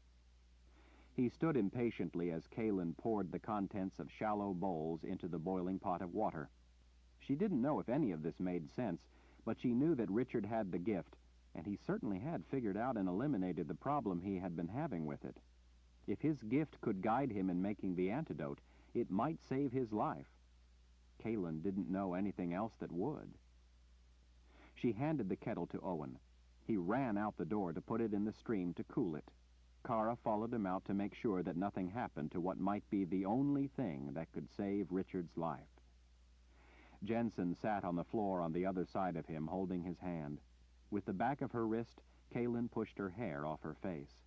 She sat beside Richard and took his free hand to wait for Owen and Kara to return. Betty stood in the doorway, her ears pricked forward, her tail intermittently going into a hopeful blur of wagging whenever Jensen or Kalin looked her way. It seemed like hours until Owen came running back with the kettle, although Kalin knew it really hadn't been all that long. "Filter it through a cloth," Richard said. "But don't squeeze the cloth at the end. Just let the liquid run through until you have half a cup of it. Once you've done that, then add the oils to the liquid you collected in the cup. Everyone stood watching Kaylin work, snatching up what she needed, tossing it away when she was finished with it. When she had enough liquid from the kettle collected in the cup, she poured in the oils. Stir it with a stick of cinnamon, Richard said. Owen climbed up on the stool. I remember seeing cinnamon. He handed a stick down to Kaylin. She stirred the golden liquid, but it didn't seem to be working. The oil and water don't want to mix, she told Richard. His head was rolled to the side away from her. Keep mixing. A moment will come when they suddenly come together. Dubious, Kaylin kept stirring. She could see that the oils were sticking together in globs and not mixing with the water she had filtered through the cloth. The more it cooled, the less and less it looked like it was going to work. Kaylin felt a tear of desperation run down her cheek and drip off her jaw. The contents of the cup stiffened. She kept stirring, not wanting to tell Richard that it wasn't working. She swallowed past the growing lump in her throat. The contents in the cup began to melt. Kaylin gasped. She blinked. Everything in the cup suddenly went together in a smooth, syrupy liquid. Richard! She wiped the tear from her cheek. It worked. It mixed together. Now what? He held his hand out. It's ready. Give it to me. Jensen and Kara helped him to sit up. Kaylin held the precious cup in both hands and carefully put it to his mouth. She tipped it up to help him drink. It took a while to get it down. He had to stop from time to time as he sipped, trying not to cough. It was a lot more than had been in any of the little square-sided bottles, but Kaylin figured that maybe he needed more, since he was so late to be taking it. When he was finished, she reached up and set the cup on the counter. She licked a drop of the liquid off her finger. The antidote had the slight aroma of cinnamon and a sweet, spicy taste. She hoped that was right. Richard worked at recovering his breath after the effort of drinking. They gently laid him back down. His hands were trembling. He looked miserable. Just let me rest now, he murmured. Betty, still standing in the doorway watching intently, bleated her wish to come in. He will be all right, Jensen said to her friend. You just stay out there and let him rest. Betty puled softly and then lay down in the doorway to wait along with the rest of them. It was going to be a long night. Kaylin didn't think she was going to be able to sleep until she knew if Richard would be all right. Zed pointed. There's another one there that needs to be cleaned up, he said to Chase. Chase wore a chain-mail shirt over a tan leather tunic. His heavy black trousers held a black belt set with a large silver buckle emblazoned with the emblem of the boundary wardens. Beneath his black cloak, strapped everywhere, legs, waist, upper arms, over the backs of his shoulders, was a small arsenal of weapons. Everything from small, thin spikes held in the fist and used to puncture the skull, to a crescent-shaped battle axe used to divide a skull cleanly with one blow. Chase was deadly with any of them. It had been a while now since they needed the skills of a boundary warden. Chase seemed to be a man without a mission. The big man walked across the rampart and bent to pull a knife from beneath the body. He grunted in recognition. There it is. He held the walnut-handled knife up to the light as he inspected it. I was worried I'd lost it. He slipped the knife into an empty sheath without having to look. With one hand, he grabbed the waistband of the trousers and picked up the stiff body. He stepped into an opening in the crenellated wall and heaved the body out into the air. Zed looked over the edge. It was a drop of several thousand feet before the rock of the mountain flared enough for anything falling to make contact. It was several thousand more feet down a granite cliff before the forest began. The golden sun was getting low in the mountains. The clouds had taken on streaks of gold and orange. From this distance, the city below was as beautiful as ever, except Zed knew that it was an empty place without the people to bring it life. Chase! Zed! Rachel called from the doorway. The stew is ready. Zed threw his skinny arms into the air. Bags, it's about time. A man could starve waiting for stew to cook. Rachel planted her fist with the wooden spoon on her hip and shook a finger of her other hand at him. If you keep saying bad words, you'll not get any dinner. Chase let out a sigh as he glanced over at Zed. And you think you have troubles? You wouldn't think that a girl who doesn't come up to my belt buckle could be such a trial. Zed followed Chase to the doorway through the thick stone wall. Is she always this much trouble? Chase mussed Rachel's hair on the way past. Always, he confided. Is the stew good? Zed asked. Worth watching my language for? My new mother taught me how to make it, Rachel said in a tempting sing-song. Rika had some before she went out, and she said it was good. Zed smoothed back his unruly white hair. Well, Emma can cook better than any woman I ever met. Then be good, Rachel said, and I'll give you biscuits to go with the stew. Biscuits? Sure. Stew wouldn't be stew without biscuits. Zed blinked at the child. Why, that's what I always thought, too. You'd better let me see if she made it right first, Chase said, as they passed through the tapestry-lined halls of the keep. I'd hate you to go making any firm commitments before we even know if the stew is edible. Friedrich helped me with the heavy parts, Rachel said. He says it's good. We'll see, Chase said. Rachel turned and shook her wooden spoon at him. You have to wash your hands first, though. I saw you throwing that dead man over the wall. You have to wash your hands before you come to the table and eat. Chase gave Zed a look of strained forbearance. Somewhere there's a boy enjoying himself right now, probably carrying around a dead frog, oblivious to the sorry fact that he's someday going to be married to Little Miss Wash Your Hands Before You Eat. Zed smiled. When Chase had taken Rachel in to be his daughter, it was just about the best thing Zed could ever have wished for. Rachel thought so, too, and it looked like she still did. She was fiercely devoted to the man. As they sat at the table before the cheery fire in the hearth, Zed enjoying his third bowl of stew, he couldn't recall the keep being such a wonderful place. It was because there was a child, along with friends, once again in the halls of the keep. Friedrich, the man who had come on Richard's orders to warn Zed of the impending attack on the keep, had realized he had not been in time. The man used his head and had sought out Chase, the old friend he had heard Richard talk about. While Chase had gone to rescue Zed and Addie, Friedrich had returned to the keep to spy on the people who had taken it. By watching carefully and staying out of sight of a sister, Friedrich had been able to provide Chase and Zed invaluable information about the number of people occupying the keep and their routines. He then helped take the place back. Zed liked the man. He was not only frightfully handy with a knife, but entertaining at conversation.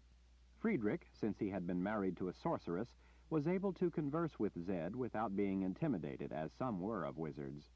Having lived in Dahara all his life, Friedrich was also able to fill in pieces of information. Rachel held up a carving of a hawk. Look what Friedrich made for me, Zed. Isn't it the most beautiful thing you ever did see? Zed smiled.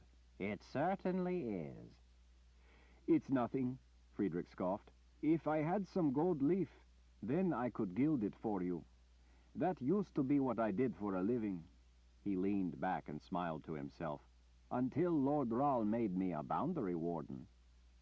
You know, Zed drawled offhandedly to both men, the keep is even more vulnerable now to those who might come and don't have magic than to those who do. I'm just fine protecting against those who are affected by magic, but not the other kind. Chase nodded. Seems so. Well, the thing is, he went on, I was thinking that since there's no boundary any longer, and what with all the trouble about, perhaps you two would like to take on the responsibility of helping to protect the wizard's keep. I'm not nearly so fit for the task as would be someone trained in such things. Zed leaned in, his brow lowering. It's vitally important. Elbows on the table, Chase chewed a bite of biscuit as he watched Zed. Finally, he stirred his spoon around in his bowl. Well, it could be a disaster if Jagang were to use those ungifted men to get his hands on the place again. He thought about it. Emma will understand. Zed shrugged. Bring her here. Chase frowned. Bring her here? Zed gestured around. The keep is certainly big enough. But what would we do with our children? Chase leaned back. You don't want all my children here in the keep, Zed. They'd be running up and down, playing in the halls. It would drive you batty. Besides, Chase added, peering with one scowling eye at Rachel, each one's uglier than the next. Rachel hid her giggle behind a biscuit. Zed remembered the sounds of children's laughter in the keep, the sounds of joy and love. Well, it would be a burden, he agreed. But this is, after all, about the protection of the keep. What sacrifice wouldn't it be worth making to protect the keep? Rachel looked from Chase to Zed. My new sister, Lee, could bring Cat back to you, Zed. That's right, Zed said, throwing his hands up. I haven't seen Cat for ages. Is Lee treating Cat well? Rachel nodded earnestly. Oh, yes. We all take good care of Cat. What do you think, Rachel? Chase finally asked. Would you want to live here in this dusty old place with Zed? Rachel ran over and hugged Chase's leg. Oh, yes, can we, please? It would be ever so grand. Chase sighed. Then I guess it's settled. But you'll have to behave and not bother Zed by being too loud. I promise, Rachel said. She frowned up at Zed. Will Mother have to crawl into the keep through that little tunnel like we did?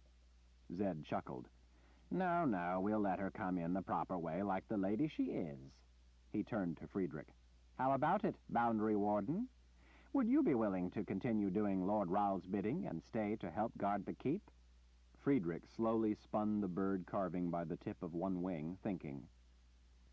You know, Zed added, while you're waiting for some fearsome attack, there are any number of old gilded things here at the keep that are in terrible need of repair.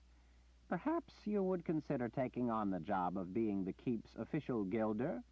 We have plenty of gold leaf. And someday, when the people return to Aidendrill, you would have a steady supply of customers. Friedrich stared down at the table. I don't know. This one adventure was all well and good, but since my wife Althea died, I don't seem to be interested in much. Zed nodded. I know how it is. I used to have a wife. I think it would do you good to get paid to do something needed. Friedrich smiled. All right, then.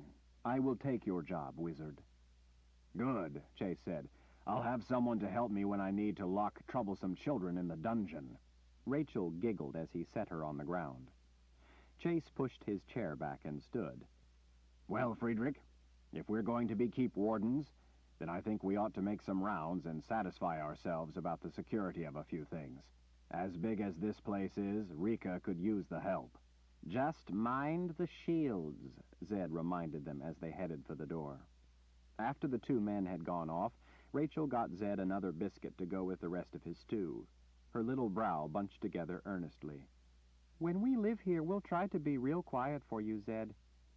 Well, you know, Rachel, the keep is a big place. I doubt you would bother me much if you and your brothers and sisters wanted to play a little bit. Really? Zed pulled the leather-covered ball painted with faded blue and pink zigzag lines all around it out of his pocket and set it on the table. Rachel's eyes lit up in astonishment. I found this old ball, he said, gesturing with his biscuit. I think a ball has a much better time if it has someone to play with it. Do you think you and your brothers and sisters might like to play with this when you live here? You can bounce it down the hall to your heart's content. The mouth fell open. Really, Zed? Zed grinned with a look on his face. Really? Maybe I can bounce it in the dark hall that makes the funny noises. Then it wouldn't bother you any more than now. This old place is full of funny noise, and a bouncing ball isn't liable to cause too much trouble. She climbed up in his lap and put her little arms around his neck, hugging him tightly. It's a lot better hugging you now that you found those things to get that awful collar off your neck. Zed rubbed her back as she hugged him. Yes, it is, little one. She leaned back and looked at him. I wish Richard and Kaylin could be here to play with the ball, too. I miss them something fierce. Zed smiled. Me too, little one, me too. She frowned at him. Don't get tears, Zed. I won't make a lot of noise to bother you. Zed shook a bony finger at her. I'm afraid you have a lot to learn about playing with a ball. I do? Of course. Laughing goes with playing with a ball, like biscuits go with stew. She frowned at him, not sure if he was telling the truth. He set her on the floor. Tell you what, why don't you come with me and I'll show you? Really, Zed? Zed stood up and mussed her hair. Really? He scooped the ball off the table. Let's see if you can show this ball how to have a good time. Chapter 66. Richard rested his back against a rock in the shade of a stand of white oaks as he gazed off at the line of silver maples shimmering in the breeze. The air smelled fresh after the rain of the day before. The clouds had moved on and left a clear, bright blue sky behind. His head finally felt clear as well.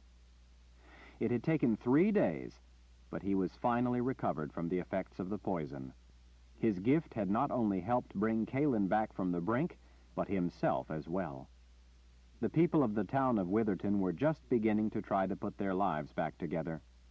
With all the people they'd lost, it was going to be difficult for them. There were gaping holes where there used to be friends or members of families.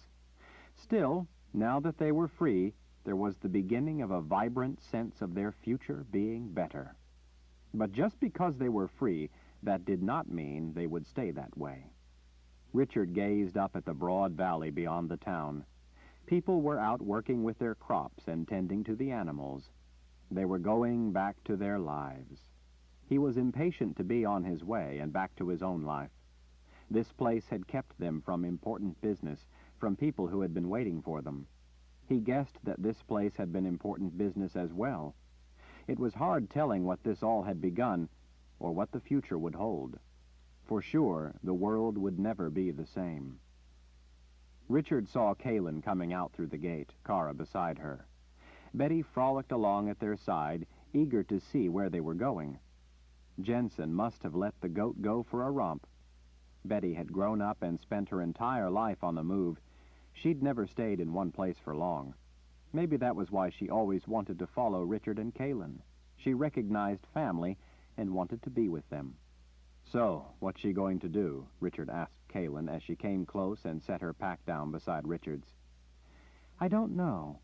With the flat of her hand to her brow, Kaylin shielded her eyes from the sunlight. I think she wants to tell you first. Kara set her pack beside Kaylin's. I think she's torn and doesn't know what to do. How do you feel? Kaylin asked, as she reached down and with her fingertips rubbed the back of his shoulder.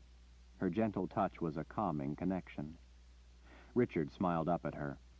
I keep telling you, I'm fine. He tore off a strip of dried venison and chewed as he watched Jensen, Tom, Owen, Marilee, Anson, and a small group of the men finally emerge through the gates and make their way across the waving field of waist-high green grass. I'm hungry, Kaylin said. Can I have some? Sure. Richard pulled strips of the meat from his pack, stood, and handed a piece to both Kaylin and Kara. Lord Rahl, Anson said, waving as the group joined Richard, Kaylin, and Kara in the shade of the oaks. We wanted to come out to say goodbye and see you off. Maybe we will walk with you toward the pass? Richard swallowed. We'd like that. Owen frowned. Lord Rahl, why are you eating meat? You just healed your gift. Won't you harm your balance? Richard smiled. No, you see, incorrectly trying to apply a false notion of balance was what caused the problem I was having with my gift. Owen looked puzzled. What do you mean? You said that you must not eat meat as the balance to the killing you sometimes must do. After the battle at the fortification, don't you need to balance your gift all the more? Richard took a deep breath and let it out slowly as he gazed out over the mountains. You see, the thing is, Richard said, I owe you all an apology. You all listened to me, but I didn't listen to myself. Kaja Rang tried to help me with the words revealed on the statue, the words I told you. deserve victory. They were, first of all, meant for me. I don't understand, Anson said. I told you that your life is your own to live and that you have every right to defend it. Yet I was telling myself that I had to balance the killing I did to defend my life and the lives of my loved ones by not eating meat. In essence, saying my self-defense, my killing of those who attacked me and other innocent people, was morally wrong. And so for the killing I'd done, I needed to make amends to the magic that helped me by offering it the appeasement of balance. But your sword's magic didn't work either, Jensen said. No, it didn't. And that should have been the thing that made me realize what the problem was. Because both my gift and the sword's magic are different entities, yet they reacted logically to the same unreasoned action on my part. The sword's magic began to fail because I myself, by not eating meat, was saying that I did not completely believe that I was justified in using force to stop others who initiate violence. The sword's magic functions through the belief structure of the sword's owner. It only works against what the seeker himself perceives as the enemy. The sword's magic will not work against a friend. That was the key I should have understood. When I thought that the use of the sword had to be balanced, I was, in effect, expressing a belief that my actions were in some way unjustified. Therefore, because I held that remnant of faith in a false concept that had been inculcated in me throughout my life, just as all the people of Bandakar were taught, that killing was always wrong, the sword's magic began to fail me.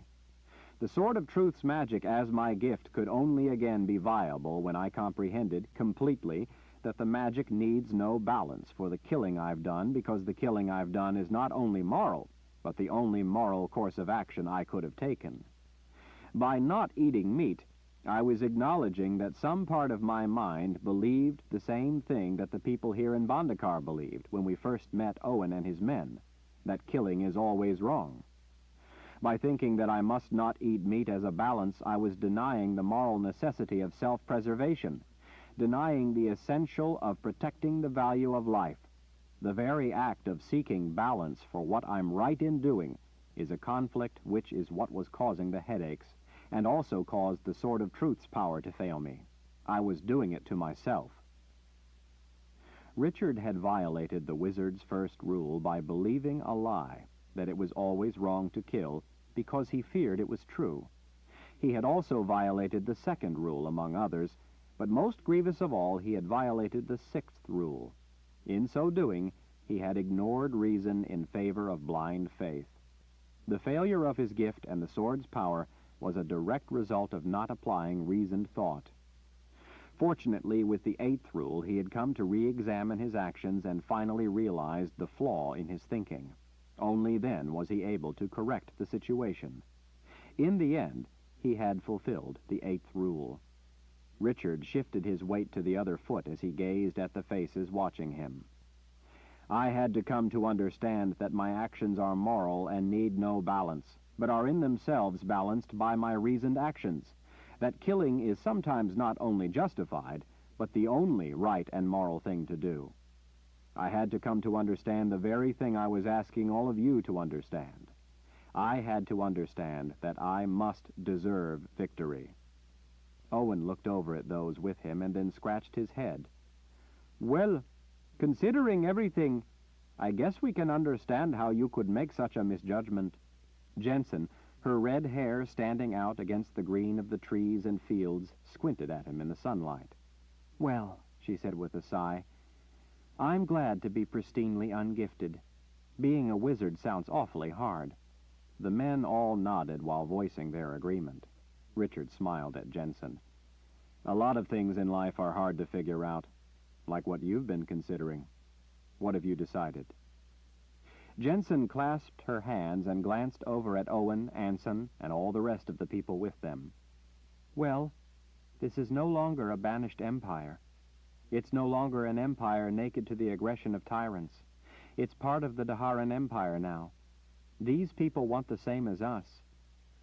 I think I'd like to stay with them for a while and help them come to be part of the wider world, just as I've been starting to do. It's kind of exciting. I'd like to take your suggestion, Richard, and help them in that. Richard smiled at his sister. He ran his hand down her beautiful red hair. "On a condition," she added. Richard let his hand drop back. "Condition?" "Sure. I'm a Rawl, so I was kind of thinking that I ought to have some proper protection.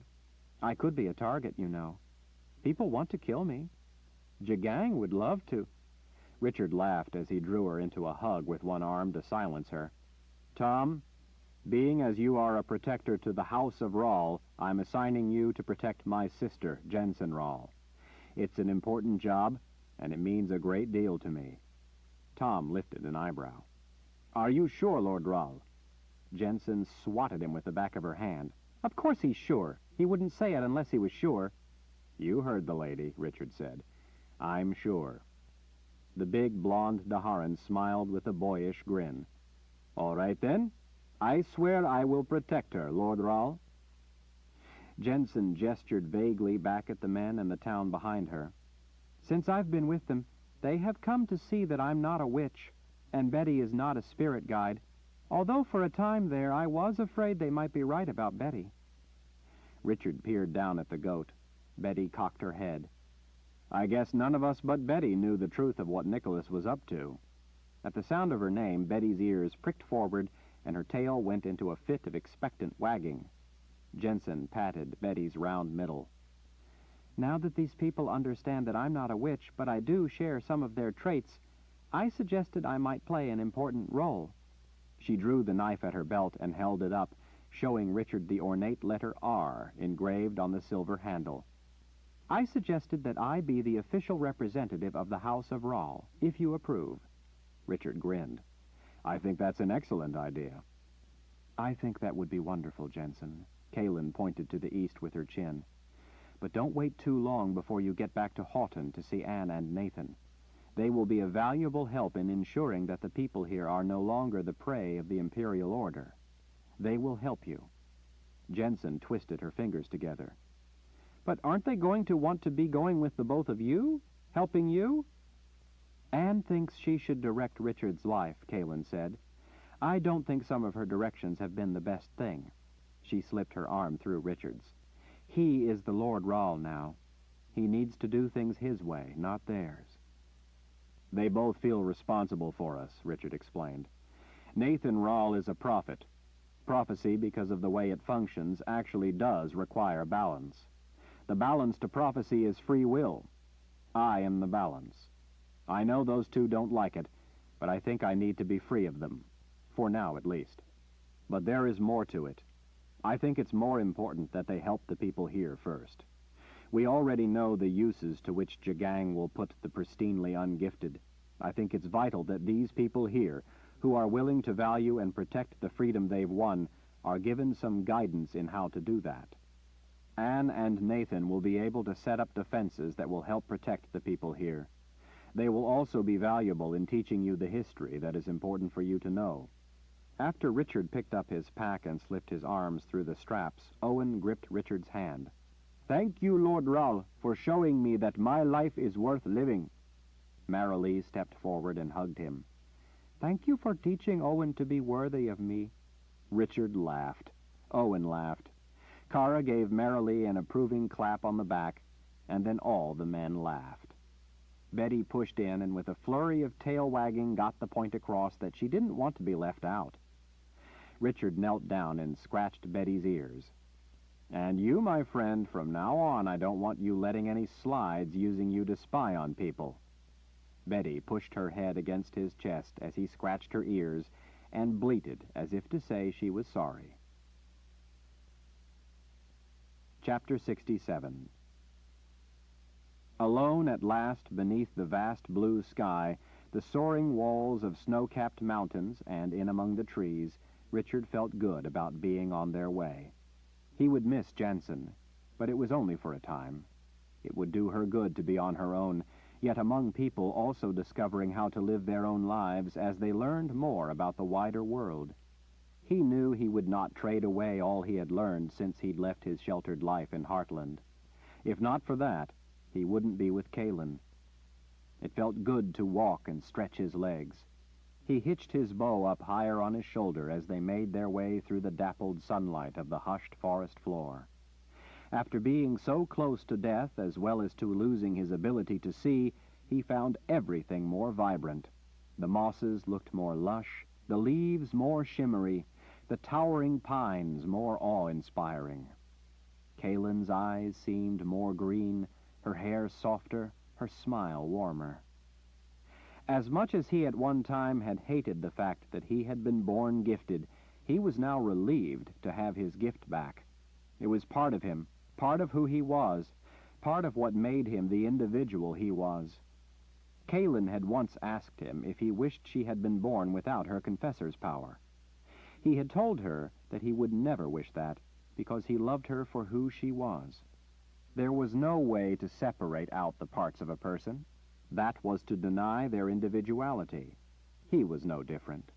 His gift was part of who he was. His abilities touched everything he did. His problem with his gift was of his own making. The magic of the Sword of Truth had helped him understand that by failing him. In so doing, it had revealed his own failure to recognize the truth. To have it back at his hip, and to know that it was once again in harmony with him and ready to defend him and those he loved, was a comforting feeling, not because he wished to fight, but because he wished to live. The day was warm, and they made good time climbing the rocky trail up into the pass. By the time they reached the crown of the notch through the formidable mountains, it was colder, but without a biting wind, it was not unpleasant.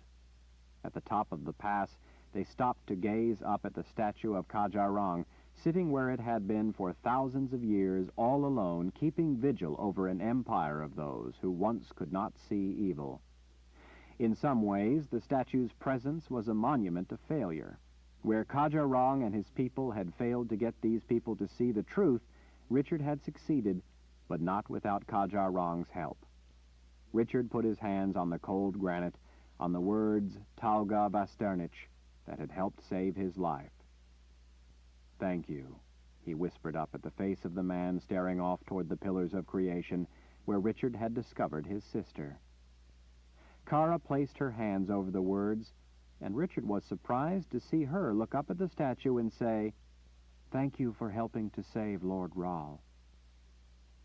After they started descending the pass, first crossing the open ledges and then making it down into the dense woods, Richard heard the call of a peewee, the signal he had taught Kara that had served them so well. "You know," Kara said, as she led them down the rocky ground beside a small stream, "Anson knows a lot about birds." Richard stepped carefully among the tangle of cedar roots. "Really?" "Yes. While you were recovering, we spent time talking." She put a hand against the fibrous bark of the reddish trunk of a cedar to keep her balance.